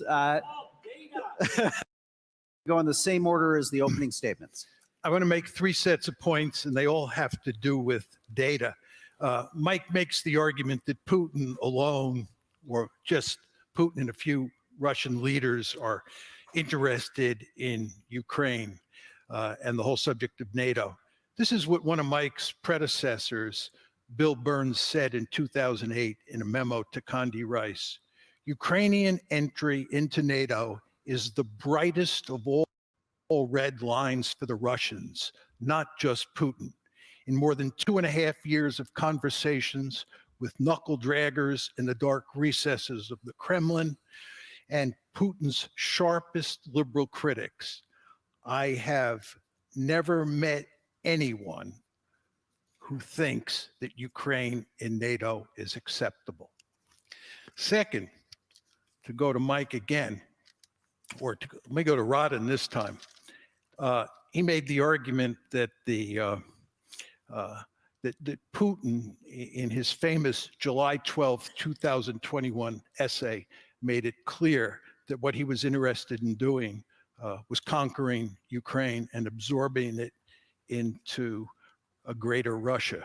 This is what he actually wrote. He said, this is in the July 12, 2021 article, and what Ukraine will be, it is up to its citizens to decide. He also said, you want to establish a state of your own, and he's talking to the Ukrainians here, you are welcome. In the February 24th speech where he announced that he was invading Ukraine, he said, accept these new geopolitical realities. He said, we, Russia, accepts the new geopolitical realities after the collapse of the Soviet Union in 1991. He said, regarding Ukraine, we respect and will respect their sovereignty. There is no evidence in that talk, on February 24th or in his speech that he was interested in conquering Ukraine and integrating it into Russia. And then finally, so this is something that we heard a lot from people like Edward Luttwak, that, there are ambitions to seize, I think, what those regions are. We saw with the Donetsk and Luhansk areas, not to mention the Crimean Peninsula. I don't think that could be ignored at all in this respect. But at the same time, we do know militarily that the idea that they can take the country, I don't think is something that we're going to see happen. I mean, unless, again, sort of the concern over escalation takes place, which we should all hope doesn't happen. But yeah, something to just keep in mind. Like, yes, there's obvious ambition here. I mean, that's quintessential to offensive realism. I do think slightly that there's going to be an issue in this regard that takes place. But at the same time, right, like this is the other thing about what's happening in the Ukrainian crisis that I think also is interesting. That, most of the neon grade, most of the semiconductor grade neon that is produced, it comes from like 55 to 60% comes from Ukraine, which will play a role, of course, in the situations in Taiwan and of course cause more shortages for electronic equipment here. And where I've said time and time again, there are numerous commercials where I've seen car dealerships talk about microchips coming back so they can sell more cars.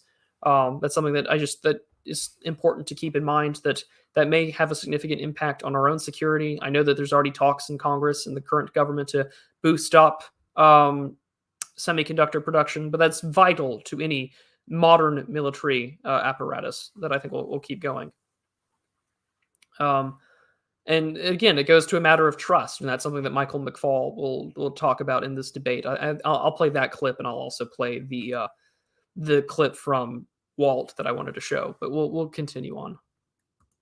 With regard to Rodden's argument that NATO was a dead issue in 2021, at the June 14th, 2021 NATO summit in Brussels, we issued a communique that said, we reiterate the decision made at the 2008 Bucharest summit that Ukraine will become a member of the alliance.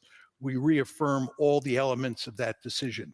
That argument was repeated in November 10th, 2021. Thank you, John. Okay, Radek, your opportunity for a rebuttal also. And here we go. Professor, you can't pretend that somehow mystically Ukraine was about to become a NATO member, because we denied them the membership action plan. More than that, the Chancellor of Germany, in trying to prevent the war, spoke to Putin, and in private and in public said, I give you my word that as Chancellor of Germany, Ukraine will not join NATO on my watch. So he was giving Putin a moratorium of at least 5, maybe 10, maybe even more years on Ukraine joining, because, as you know, it requires unanimity. So what you're saying is that Putin had to invade Ukraine on the hypothetical possibility that in a decade or so, Ukraine will apply again and might be accepted. That's unserious. You don't start war on that basis. Well, I was about 2008 when you're referring to the German chancellor. I mean, we were openly talking about it once Biden's administration came into office about Ukrainian ascension into NATO. I just feel like that was just fundamentally missed in this entire point. You can reference Bucharest, you can reference 2008, you can reference what happened in 2014, but we did open up this conversation about Ukrainian ascension into NATO, these talks, when this administration came into office. This was a conversation, and I just feel like sometimes we're ignoring memory of a goldfish. I feel like oftentimes with these conversations, it requires us to have an understanding of historical understanding of the region, the economic, political, like all these things have to be incorporated. But we're being so selective, both sides. Especially because we're going to ignore what just took place throughout 2021 and what came out of the administration's mouth. Say that Putin had to react to the coup in Kiev. That's in 2014. Look, again, I was there. I was one of the 3 ministers of the European Union who brought about the agreement between Yanukovych and the Maidan. In fact, I led that delegation. It wasn't a coup. Yanukovych fled the capital because he lost the support of his own party. And this is just a Russian lie that you shouldn't be repeating.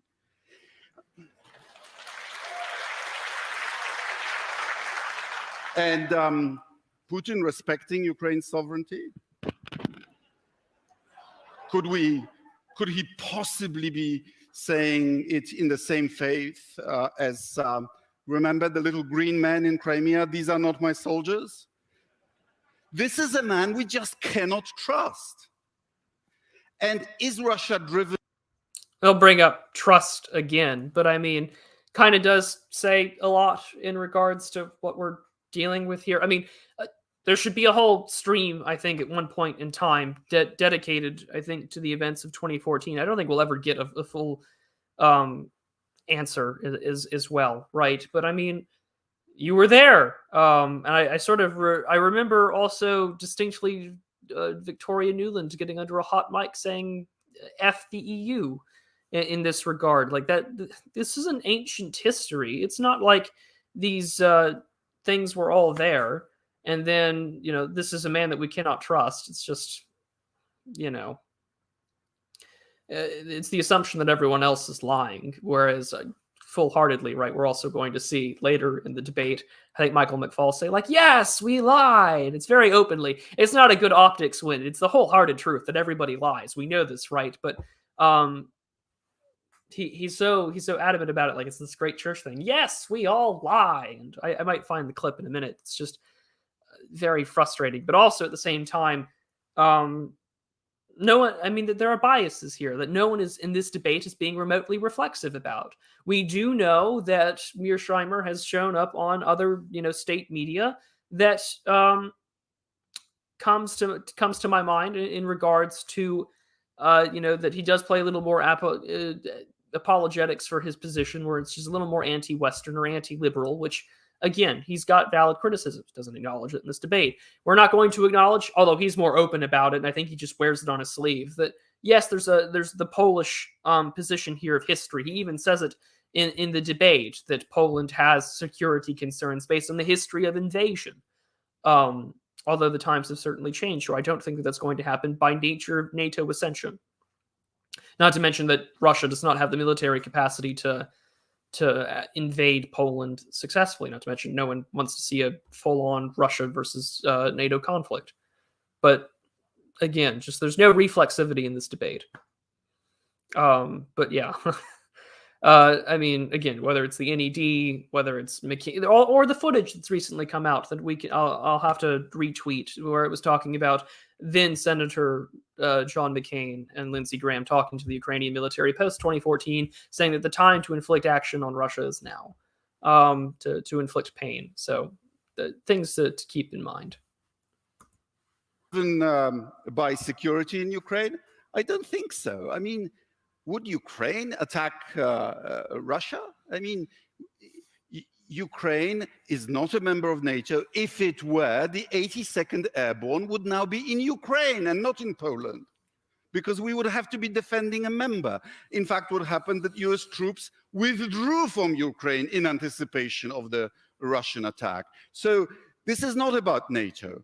This is about Putin in charge of a kleptocracy, being afraid of Ukraine becoming a successful democracy.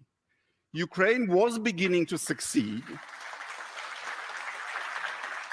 And Putin is right that 1,000 years ago, they were the same people, the languages are similar, there is a certain affinity. And what Putin feared was that if Ukraine succeeds, the people of Russia will want the same. And that cannot be allowed, can it?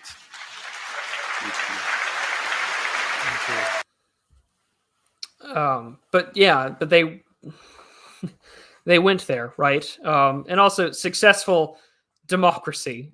Just let's not kid ourselves on what that might look like.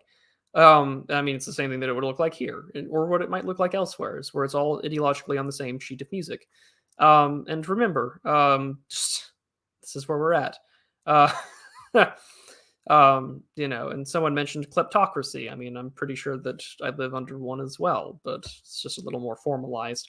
I think Apex, one of my favorite people that I follow on Twitter, and his Substack is fantastic, says that democracy is just laundered oligarchy. And I mean, let's not kid ourselves. It's pretty accurate. But I think Walt is up next.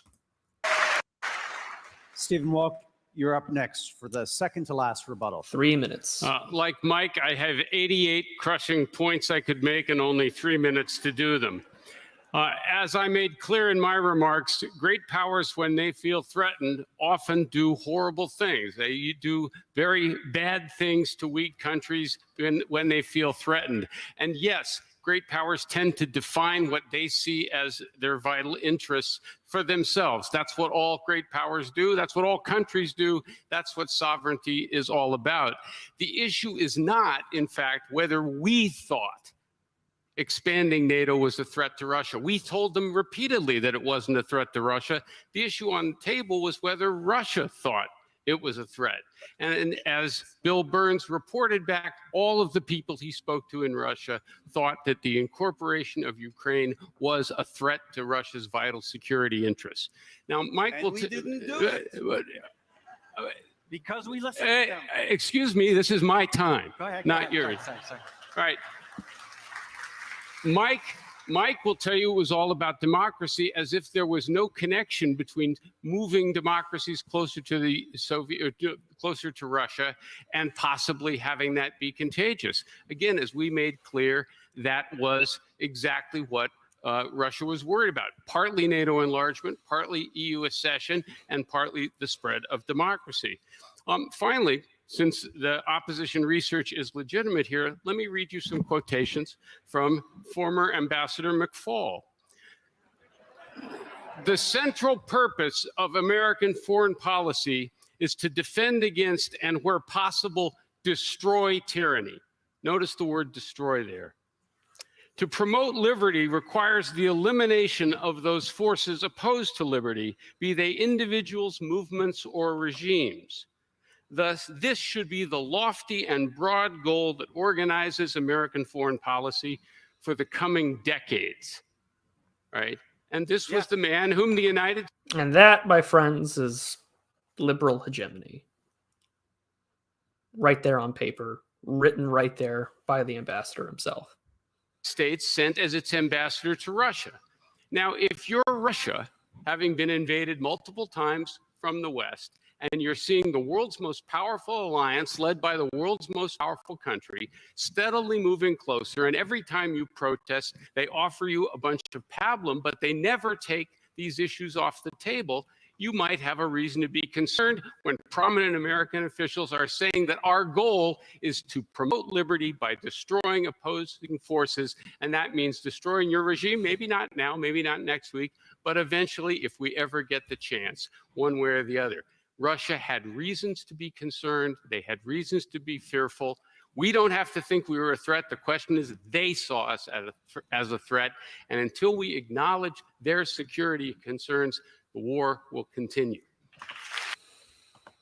And yeah, I mean, this is something that I think comes in mind about all sort of diplomatic actions, is that we have to have some considerations as to, you know, what the other side may react to, or how they may go about the way that they engage with the rest of the world. You can take actions, you can declare your interests, and the world is going to respond in kind to what those interests are based upon your word, based upon previous policy, based upon what has been done. And what will be mentioned in this debate, what will get mentioned in this debate is that, oh, by the way, this is something that Sikorski will mention, I think, when they have Ms. Stein on here. I don't want to sit through...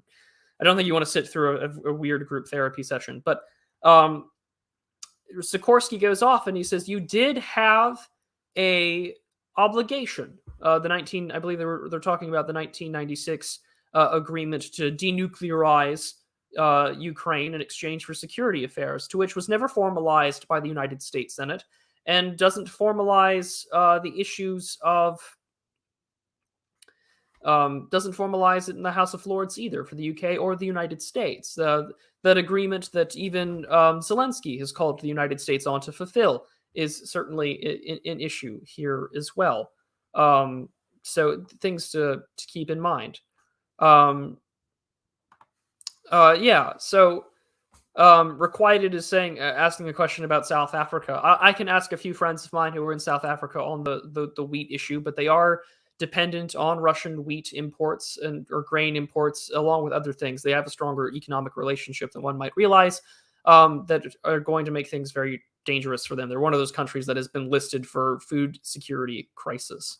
But we're going to go through the last of these closing remarks, and I'm going to play one important clip, if anything, from all this from Walt, that I thought was one of the best parts of this discussion and this debate.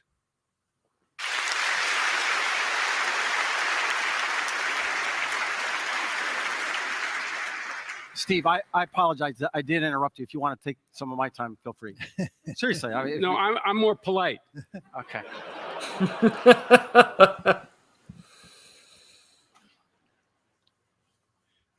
Okay.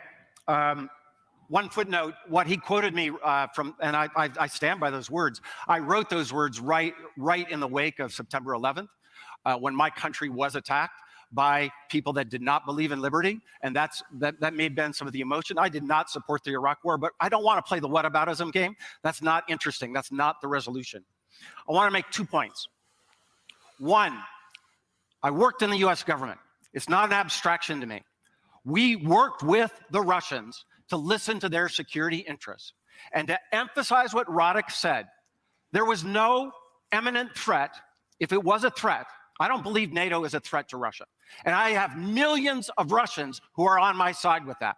And the president who almost became president, but for Putin, back in 2000, Boris Nemtsov, radically agreed with me too. So please stop saying Russia believes this, Russia believes that. I was the ambassador to Russia. I never met Mr. Russia or Miss Russia. There's Putin, and there's interest groups, and there's ideology, and you guys believe that about America. Why is it so hard to think that other countries might have those factors too? But number two, we didn't do it. That's the whole point. It was frozen after Bucharest. It didn't.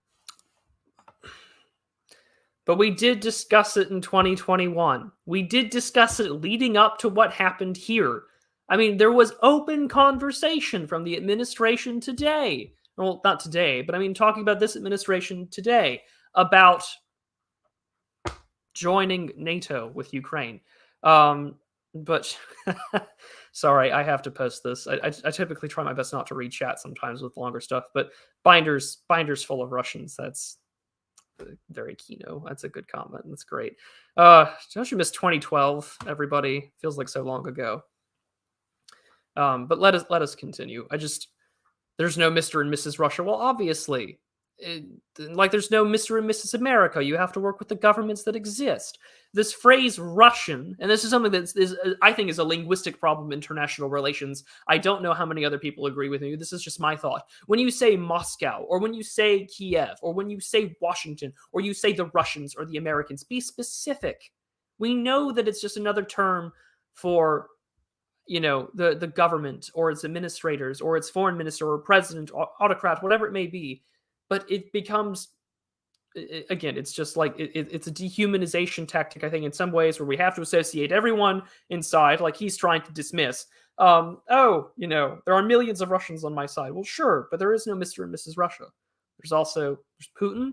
There's his government. Like he says, there's interest groups. Yeah, that's true. We know that. The same thing applies for the United States. And we certainly do know a heck of a whole lot of American interests are invested in Ukraine. Whether it's out of this administration, big guy gets 10%, or it's the simple fact of the matter that we seem to have a lot of members of our government that are certainly making money for us in the country of Ukraine. It seems to be a very high place of laundering. And even the same thing that comes to my mind is that this is a corrupt country. Even if we were to take all, American, Russian influences off the table, statistically speaking, it is still a high place of, political instability, economic instability, and internal issues that make it a highly corrupt country in a lot of places post-collapse of the Soviet Union. Not to say that other countries haven't done more well off for themselves, but we do know that section of the world has this problem, as it comes any time in the collapse of a regime and trying to rebuild itself. But here we are taking advantage of that. And another perspective, of course, to keep in mind is the position of the 90s, which does not get mentioned at all in this discussion. And I'm very glad that Gio's in the chat because I know that he's involved in that. And I mean, Russia's also a corrupt country in the same way that we're a corrupt country. We just call it a different name. It's just, here we are. These are all things that I think need to keep in mind. It's not a reason not to help them. And I'm simply pointing out that it becomes very hard to play a game like this. And I don't even want to call it a game because it is very real. The position is that, yes, aid and development should happen and we should want to build countries up. The issue, of course, is that, the issue that I have, at least in this regard, is that, yeah, these things exist.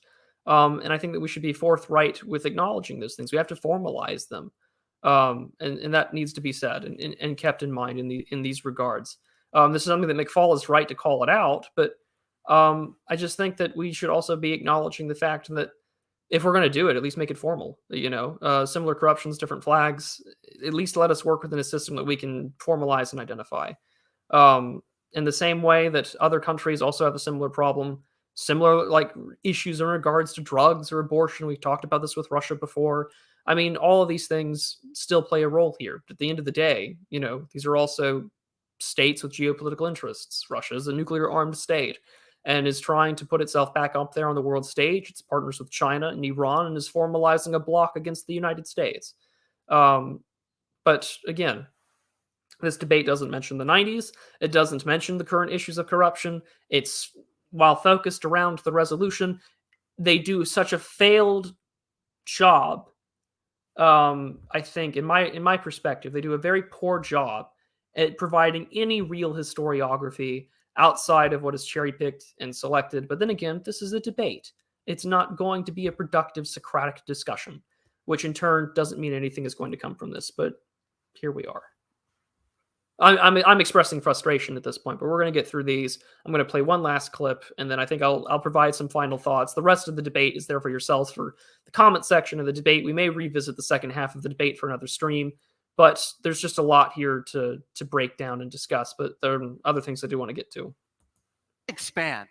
And when I hosted President Zelensky the day after he saw Biden last September, he said, Mike, you guys play this game, don't you? You have this strategic ambiguity stuff. And he said, I don't understand it. He was a new guy, right? But the truth was, when I was in the government, Tbilisi knew that they weren't getting into NATO. Kiev knew, Washington, Brussels knew, and Putin knew. I met with him. That was not on the table. What was on the table is the things that our opponents don't like to think that might be independent actors. I said, Putin is an independent actor. Well, guess what? The United States doesn't control the world. We don't get to tell Ukrainians, hey, Ukrainians, you don't get to protest because that's not in Putin's interest. That's not in his interest. Don't go on to Maidan. Remember in 2013, what happened there? Yanukovych decided not to sign an agreement with the EU. And a guy named Mustafa Naim said, that's outrageous. We deserve to be in Europe.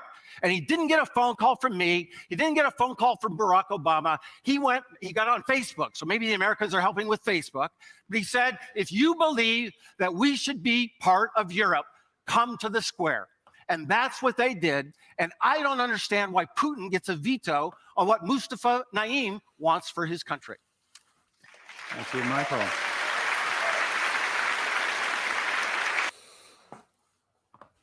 I may have to do a whole stream or maybe a panel discussion on some of the history behind what happened in 2014. But we're also strawmanning what the heck has been the entire discussion, I think, from Mearsheimer in this debate as well. He's not acknowledging, he's not disregarding, he's not throwing out that Ukraine has agency or that they don't have regards to their own decision making. And of course, we have narratives to spin about what took place in 2014. And there's a lot of things that we may never know from what happened in 2014. But there's his rebuttal statement, and I think we're now going on to the end. And yeah, Gio, this took place in Toronto, so your country has this.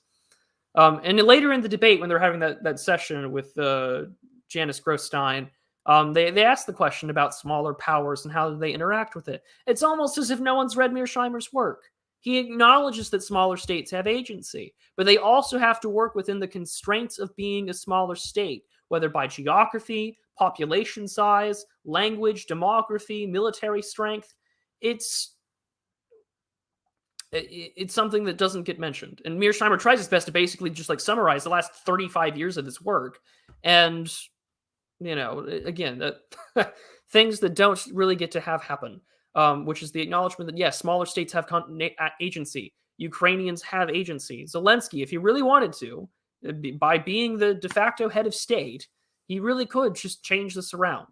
What kind of threw me for a whirl on this subject is that I think that this was a point that, Niccolo had made in regards to what is happening in Ukraine. Is that Zelensky wants to have a diplomatic resolve, but at the same time, we're also pouring billions of dollars in aid, interest groups, weapons, armaments, fuel, intelligence. So again, strategic ambiguity being in place. And this is, again, the fog of that ambiguity, both in diplomacy, military, in terms of international relations. So it becomes very hard to actually hold not only dialogue, but at the same time, a discussion in which we're actually going to see meaningful diplomatic breakthroughs take place. And until that really does come to a point where there is some honesty, or at the very least actual signs to hold back or to give something to buy into it, I don't think we'll see that. And again, like we had mentioned earlier in this stream, it really only does come from strategic stalemates or decisive victories.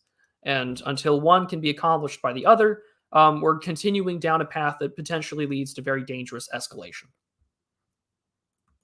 Thank you, gentlemen. A terrific debate, a lot of back and forth here. But I think they're gonna. I think there's one more statement Let's here. start digging deeper. Nope, that's okay. It's gonna bring in the host here, but I'm gonna move it real quick. See if I can find it real quick. I think it's around an hour 4. Maybe right around. I'm trying to find it now. I think it's around this point. That Ukraine Yeah, it's right around here. So I wanted to play this clip because Walt makes a very important point that I think is worth mentioning. may not join the EU either.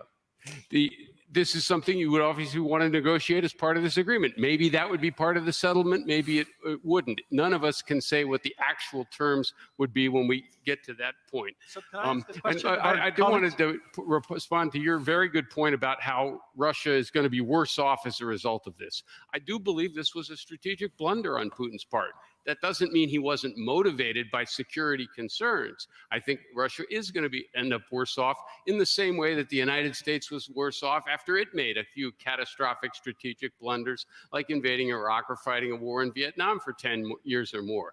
Sometimes great powers, when they're scared, do really stupid things and they pay a price for it. Russia has already paid a considerable price for this. They're going to continue to pay a price, but great powers also don't back down when things go bad. They double down, which is what I fear we are seeing happening. And the victims of that process, first and foremost, are going to be Ukrainians. So let me go to.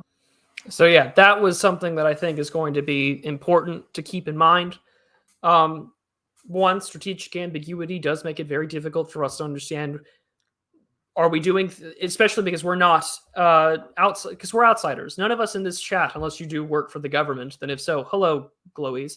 But if that's the case, none of us are generals, none of us are diplomats, none of us work for the foreign ministry, none of us work for the Secretary of State. So we're forced to try and suffer and sift through all of this information. And one of the things that I find particularly interesting about all this is that we don't know whether it's going to be we don't know if what is happening is actually the intended goal, an unintended consequence, a blunder, and this does put us in a position now, at least, to see states double down. As we kind of saw from this invasion, I do think that based upon the available information, when there was talk in January 2022 and leading up into February about the discussion of an offensive from the Ukrainians into the Donbass, this was in the news. This was also talked about with increased artillery shelling around the Donbass area, that there seemed to be preparation for an offensive. There seemed to be, at least in that direction, based on the information that I've seen, that was what's going to be happening. And then, of course, based upon that information, the Russians had acted. And that seems to be why things didn't seem to be going so smoothly at first. And now we're engaged in a very long, protracted conflict, now dealing with, conscripts, foreign mercenaries, and at the same time, here with the Ukrainians, the Foreign Legion as well. And of course, intelligence and access to arms and weapons from the United States and allies, and, all that comes therein. Things that come in mind. So states have a likelihood to double down. We did the same thing in Afghanistan. We changed the narrative around 2009, 2010. This is something that Glenn Greenwald had talked about, that, the narrative had shifted away from taking care of the Taliban and eliminating them as a target and nation building, and moving it towards women's education and women's equality. This is one of the great things that Greenwald does is show you the receipts, which I appreciate. But the thing that does really come from this debate that is frustrating, to say the least, is that I don't think much has been accomplished in regards to ending this. I think that you're going to have to find some diplomatic solution. There's a clip in here where Mearsheimer states that the best possible deal that's probably going to come out of this is that you could probably lose Crimea and then probably get the rest back. So kind of to a return to 2014 borders, or perhaps all borders pre-2014 minus the Crimean Peninsula. And what makes it worse is that we don't know.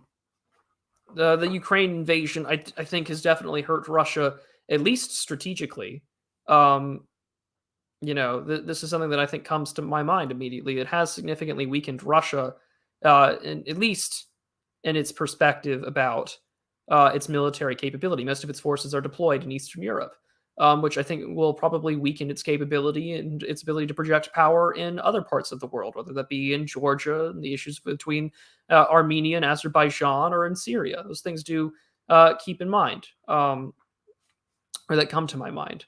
There seems to be high intensity, and they've also lost face, while at the same time strengthening their relationship towards India, Russia, Iran, and South Africa.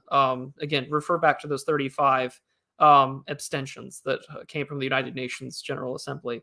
But again, this war is going to continue to be protracted by American aid. And so far, I think what the most recent thing that I had saw from The Hill, I'm going to try and find that article. There was an interesting article from the Hill that had came out in regards to the Chinese in this situation.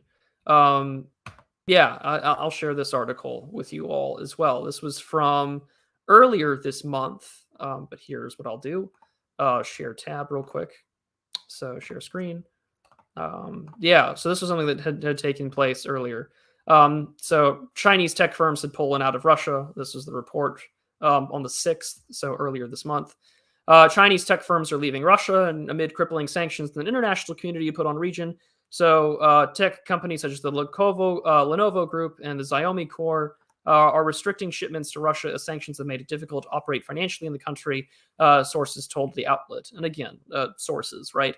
But a number of Chinese companies have publicly avoided announcing why they are pulling their business from Russia after the Chinese government said that they their businesses had to fight against Western sanctions. The Chinese Ministry of Commerce had told companies in April to not submit to external coercion and to make improper external statements. But the ZDGI Technology Co. is one of the few Chinese companies that said they would be halting business in Russia and Ukraine until further notice. But however, Chinese companies have a hard line to toe, as China is one of the few nations that have stood by Russia's side, not to mention all Chinese companies in China are state-operated enterprises. But there are things to show that we're kind of we're dealing with quite a bit here. But yeah, I mean, this is where we're at, and it's frustrating to say the least. And I'll reiterate a point that my priest has made that I kind of find to be very applicable in this situation. At the end of the day, you are kind of witnessing, we're not generals, we're not soldiers, we're not, plenty of individuals that are flies on the wall that can change the direction of the course of where it is. So we are left to watch, we're left to observe, and we're left to pray. And for a lot of the people outside of whether they're Chechens or, individuals that aren't of the faith, you are seeing a lot of Christians kill other Christians. You're seeing a lot of that take place right now, to a point where my priest has called it fratricide. And I think that that's somewhat accurate to some degree. Not to say that there aren't other issues going on. There's plenty of things that are going on in Ukraine with its government wishing to change the politics of its own respective church, and all of the political opposition is now called Russian. Those things, I think, are certainly important for us to keep in mind. And so while I've given you a slight breakdown of this debate, the link is in the description for you to watch the rest of it. I may continue this in a write-up on Substack like I had originally planned, but there was a lot that I wanted to talk about and express for you all to see. But at the end of the day, we're not there on the ground. We're not going to know everything. And with that being said, I really do ask you, in whatever manner that you're accompanied with, that we do hope and pray for another end on this into this war, because I've already been asked already in private, both by patrons and subscribers, that there are families there that are either caught in the middle of it or are trying to escape. So I do ask you at the end of the day to keep that in mind. We talk about these in a lot of abstractions as foreigners looking at it through our screens, but there are still people that are deeply affected on both sides. So do keep that in mind. But with that, I'm going to move to announcements and, of course, the Frog of the Week. But someone had asked me if I'm going to continue this. Who had mentioned it? Someone had asked in the comment section. Yeah, no, I will follow up with a full report on of course, on this issue. With regards to that. So yeah, I will have a full debate breakdown of some of the highlights and points that are out there. But yeah, well, I'm going to move now towards announcements and all the other fun stuff. So here we go. I'm going to share screen, and let's go to the let's go. So slideshow. So announcements. I've got quite a few, at least for now, right? And let me go make that full screen so you all can see it. So I made a recent appearance on Jake Lloyd's channel. I linked it in the community tab on YouTube. Go give it a watch. It was a good conversation in regards to deracination, localism, getting the youth off of sort of what Frody calls like Narnia nationalism or just digital escapism. But it's something to definitely keep in mind. I do think that it's something to just remember in that regard, that there's a lot of things for the young that are coming of age and being in politics, people much younger than myself now. And I think that it's important we try and get people off of those Skinner boxes we keep in our pockets and doing something more with our lives meaningfully there. But also what also is going on on my end is that Substack is becoming sort of this weekly regular submission. It's not so much as being political, but it's also talking about just the cultural things where I live, what I observe, writing various essays on culture and things like that. What I'm going to do is I want to get about 40 or 50 of them, and I'm going to send them to an editor, and I'm planning on having them, put together, and I'm going to have them put on as for publication.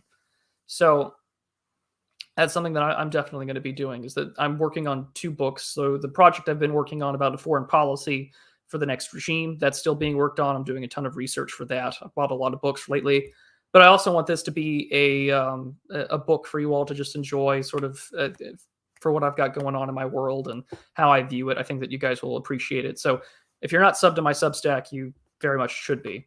And since Gio was in the chat, I also put this on there. I had recorded an episode of his Content Minded podcast with him.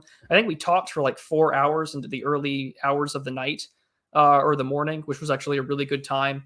So do keep in mind when that comes out. It'll probably be in a couple of weeks, but it was a fantastic time. So by all means, go ahead and give Gio your love and support now that he's doing his own independent work.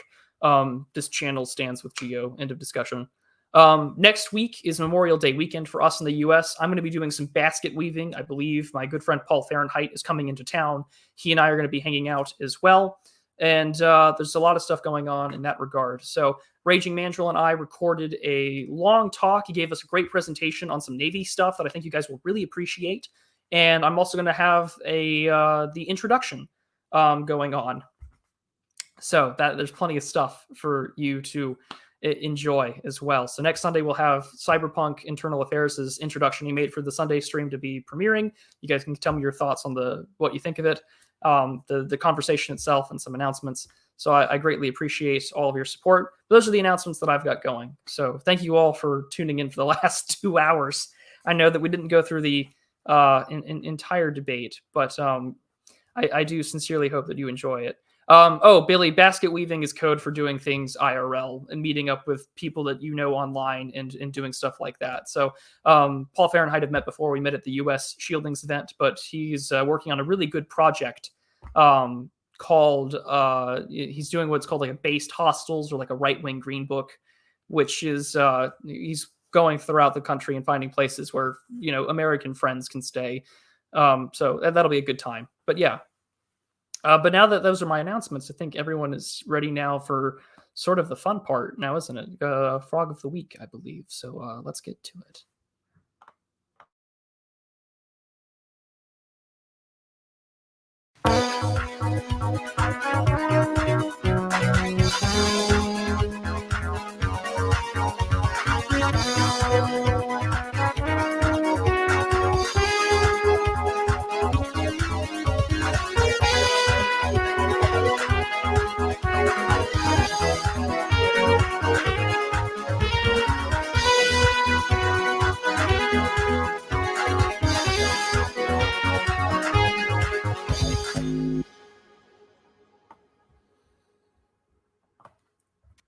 Okay, so and returning back to our wonderful tradition, we're returning this time to Australia with the southern Corobori frog. Right here, this lovely yellow and black frog right here is one of Australia's most endangered species. So by all means, they're working very hard to preserve it. But it's mainly lost its population attributed to brush fires and fungal infections. Apparently, they're dealing with an invasive kind of fungal infection that's been doing a lot of damage to Australian frog populations. And as you can tell by its yellow and black coloration, it's very much a poisonous frog. Like all things Australian, it develops an alkaloid poison that it secretes from its skin. It can kill you. Do not just pick it up with your bare hands. It will mess with you. But it does have an incredibly odd mating behavior. It will wait until the age of 4 and to start breeding, and then throughout the rest of its lifetime, it will usually do whatever it can to just hide under leaves, trees, rocks, whatever, to hibernate until it really becomes that time to do so. And it will find roving bodies of water or moist areas to burrow, or to find little ponds and lakes and things like that in order to make sure that its young are being take place. But plenty of zoos and universities are doing the same to preserve this little population. But the males will stay with the egg nests until they grow. And then they'll find another female to mate with and do the same thing over and over again. They're kind of like deadbeats, but they do raise them. But the southern Corobori frog is this week's frog of the week. So that's what we've got going. But now that frog of the week has been done, we can catch up with super chats and chill a little bit. Thank you to all the wonderful people on screen who are my top tier patrons that donate $20 or more or month on Subscribestar. You can find my Subscribestar link down below. If you're interested, you guys make sure that the channel keeps going, but also you guys ensure that I get to pay almost no out-of-pocket costs with my anti-rejection medications and things like that. So you people are absolute kings, and I'm thankful for that. But now, time to catch up on super chats, because there were quite a few that came in. I'm very thankful for that. So let's go review them, and I'll go through. So see all, so I can start reading. We'll start from the very beginning. Oh man, there were quite a few. Thank you so much. I'm very thankful. So Joseph V for $4.99 US. Thank you so much. Are Europeans aware of how much they depend on the US military for state welfare programs? I remember this being like I don't remember who wrote it, but there was a book being written, I want to say 2004, 2006. It came from a prominent neoconservative commentator. I'm going to have to just try and find it, where the argument was basically saying, like, Europeans shut up, because, the argument about military spending of the United States does mean a reduced defense budget, or at least defense per GDP spending, meaning they can focus on social welfare programs. I imagine that they kind of know. I think that this has been known for years. So things to catch up. But yeah, so I'd imagine that's been discussed. Billy, I plan to have one as well. I keep saying I need to, but at the same time, I also know that, like, how I currently stream and set up is sort of it doesn't work for me at the current moment. When my situation for streaming and whatnot changes, i.e. my living arrangement, that will definitely be turned on as soon as I can. But I will, trust me, you're not the first person to ask. But I'm going to continue on with the super chats there, and here we go. So next one, if it'll load up for me. Thank you, YouTube Studio. Greatly appreciate it. Here we go. So after that, it went to, here we go. Hussein Badakari or Khani sent 10 British pounds. Just no message, but thank you so much. I greatly appreciate it. Pro Stole 100 FUL for I think 25, whatever the currency of Poland is, PLN. He had said, when I listened to Radosław speak, I thought to myself, in the hearts of every Pole, there's joy when a Muscovite suffers. And the same goes for my heart. So, well, at least the Polish perspective was at very least represented in this chat. Joseph V again for $4.99 US says, I meant Western European countries, not small Eastern European states. Shout out to Dave Bergeron. Well, I'd imagine that they do. Let's face it. I mean, France and Germany do have some of the largest and most generous social welfare programs, in part due to limited military spending. But again, I'm sure that's something that they're familiar with. Utiz 4321 for $4.99 US. Thank you so much. He says, I don't get the agency argument from the West. How is a coup in a capital more representative than an election which the West said was legit? Oh, well, that's sort of the fun part now, isn't it? Because agency can be determined based upon whatever. It's one of those finicky words that got used in this debate, right? So things that just come in mind in that regard. I do think that that's something that we have to keep in the back of our mind here, that this is sort of a language game, right? So thing that just comes to mind immediately. I mean, what more can we say? Oh, you have to respect the agency of a country, but at the same time, we also have to respect the agency of our guy, not maybe would have been the representative will of the people. So plenty of things on that regard. But let's see here. Continuing on, Zach for £10 sterling. Thanks so much. Ivan, I'm going to have to write this name down and Google it. Ivan Katakonevsky is an academic that did a deep dive into the whole Maidan snipers thing. Very interesting findings. He posted his video sources on his YouTube channel, including Ukrainian court vids. Well, I will have to look them up and watch them and give a post about them, because I know a little, but not enough to say with any definitive thing about what happened. But yeah, no, it's definitely something to keep in mind. Aggravated Grape for $100 Hong Kong. Thank you so much. Do I support an independent? Oh man.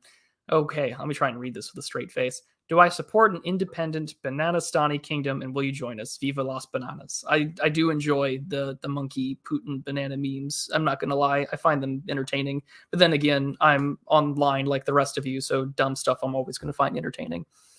And then Hussein sent another, he sent a super sticker, just the thumbs up, like foam sticker for $1.99 sterling. So thank you so much. And then JS for £2 British pounds.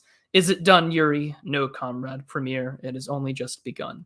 And odds are that is very true in that respect, that things are only just beginning. But, yeah, plenty of things happening in this regard. George Sagan just sent a super chat in. I'll just put it on screen because I've got it. For $19.99 US. Well, thank you so much. Unrelated, but had to go to a Baptist service during drill weekend. They had no crosses, EDM music, big projectors, and a rock band. Pastor gave a good sermon, but nothing like the majesty of an Orthodox liturgy. Well, I will just happily wear my bias on my sleeve since I already did the NPR response stream. But just like, I went to a lot of churches prior to making the decision and being on the path, I think, to what is the true faith. And, you know, there were things like that in certain Baptist services. This is not a dig on all Baptists. I know plenty of good Baptist Christians that are not like this in any way, shape, or form. I do find the big megachurch EDM rock band style type deal. I hold the position that, you know, you're not making rock and roll any better. You're just making Christianity worse. But I highly recommend, even if you're not, if you're Catholic, if you're Protestant, even if you're not Christian, like if you ever want to just see what I personally believe and what I will believe for the rest of my life, what actual church service is like, go to a liturgy. There's nothing like it. There is truly a majesty to it, both in its ceremonial aspects to it, but also just the hymns, the tones, chant, all of it. It's wonderful. And then I think that there was one more that just came in. Oh, Joseph V for $19.99 US. Here's for your drugs, Prude. Love you, brother. Well, thank you. You guys, all of your help here makes it easy for me to keep doing what I do. And next month, actually less than a month from now, it'll be in 3 weeks. It'll be a year since the transplant. So that'll be a really good time. I can't believe it's almost been a year already, but your financial support does make it a lot easier on my wallet to pay for things. So there really are no words. The fact that I've been given such overwhelming support, both in the growth of this channel, the financial support, and like I say at the end of the day, time and time again, about these things is I like to tell people that, oh, by the way, as much as I enjoy the financial support and everything, one of the things that I do value more than the money, this I'm not saying don't do it. I greatly appreciate it, not to denigrate your wonderful donation, but the fact that you're all here and that you're listening and that you want to provide commentary and that you want to discuss and have these conversations and provide feedback or tell me what's going on in your part of the world and learn more about these things, that means so much to me. There are no words that I can tell you about how great it is that I'm this random person in the middle of nowhere who gets to express his opinions online, gets to be heard by thousands of people. And that's really wonderful to me. So there are no words about that at all. But Billy, to answer your question about faith and what I find to be true, I'm converting to the Orthodox Church, so that should give you an answer to your question. But your support, both in listening, your comments, and everything, there are no words to express my gratitude and my thanks. But also for announcements, there's going to be some probably narration videos in the meantime, because yeah, I know that aggravated grape that it's not going to spell out that because it's on my banned words list, so you guys don't fed post in the chat.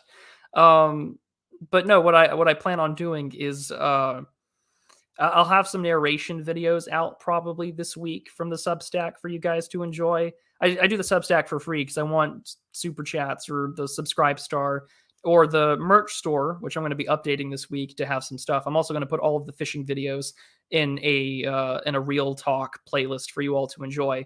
So things to keep in mind in that regard.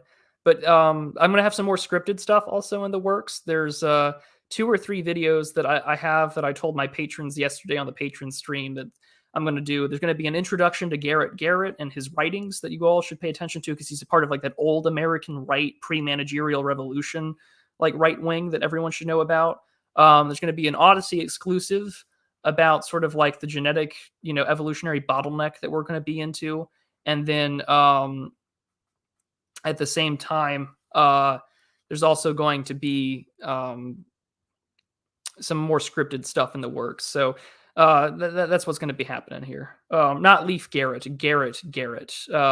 Peter Edwin Garrett. He used to be an editor for the Saturday Evening Post and the Chicago Tribune during the 1920s and 30s. He wrote adamantly against the FDR. His pamphlet, The Revolution Was, predates the managerial or the Machiavelli. I think it's the Machiavellians or it's the managerial revolution. He precedes it by 3 years in his writing, where he basically tells you how FDR has changed the United States for the worst. And then last but not least, because I saw this on here, aggravated grape, banana stand will have R mixing too. Yeah, I love the Telegram group chat memes get to transcend here because everyone just loves not being with their own kind. But yeah, I'll put some posting both on Twitter and on Telegram, as well as the community tab for you all to pay attention to, because there's going to be a lot of that coming up in the future. But in the meantime, there's going to be plenty of stuff that is coming down the line. And I'm also going to just start doing more writing. I'm trying to make my way out there with more of that, because I love doing this stuff, but I also want to expand. I want to do more cultural and observational writing. Because one of my dreams is to see my name on a byline or to see this thing for a book thing that's going to happen. Am I going to give us some basket weaving video? I might do something like that. It's just not going to show any like face or anything. I might do that though when we go fishing. You might get a basket weaving fishing video with us having a conversation. Who knows? But until then, thank you all for tuning in. I think this is the longest live stream we've done on this channel. I didn't mean to keep you all so long this afternoon. But thank you so much for tuning in. I'll probably revisit this debate in the future, but the link is down below in the description So until then, I will see you all next time. Enjoy the beginning of your week. And Joseph V just sent another super sticker for $19.99. Thank you so much, man. I greatly appreciate it. You guys have been really generous to me. So thank you for that. I greatly appreciate it. But I'll conclude here. We'll revisit this debate most likely. And I'll see you all next time. Enjoy the rest of your week. Make sure that it's a good one. And take care and be prudent. See you then.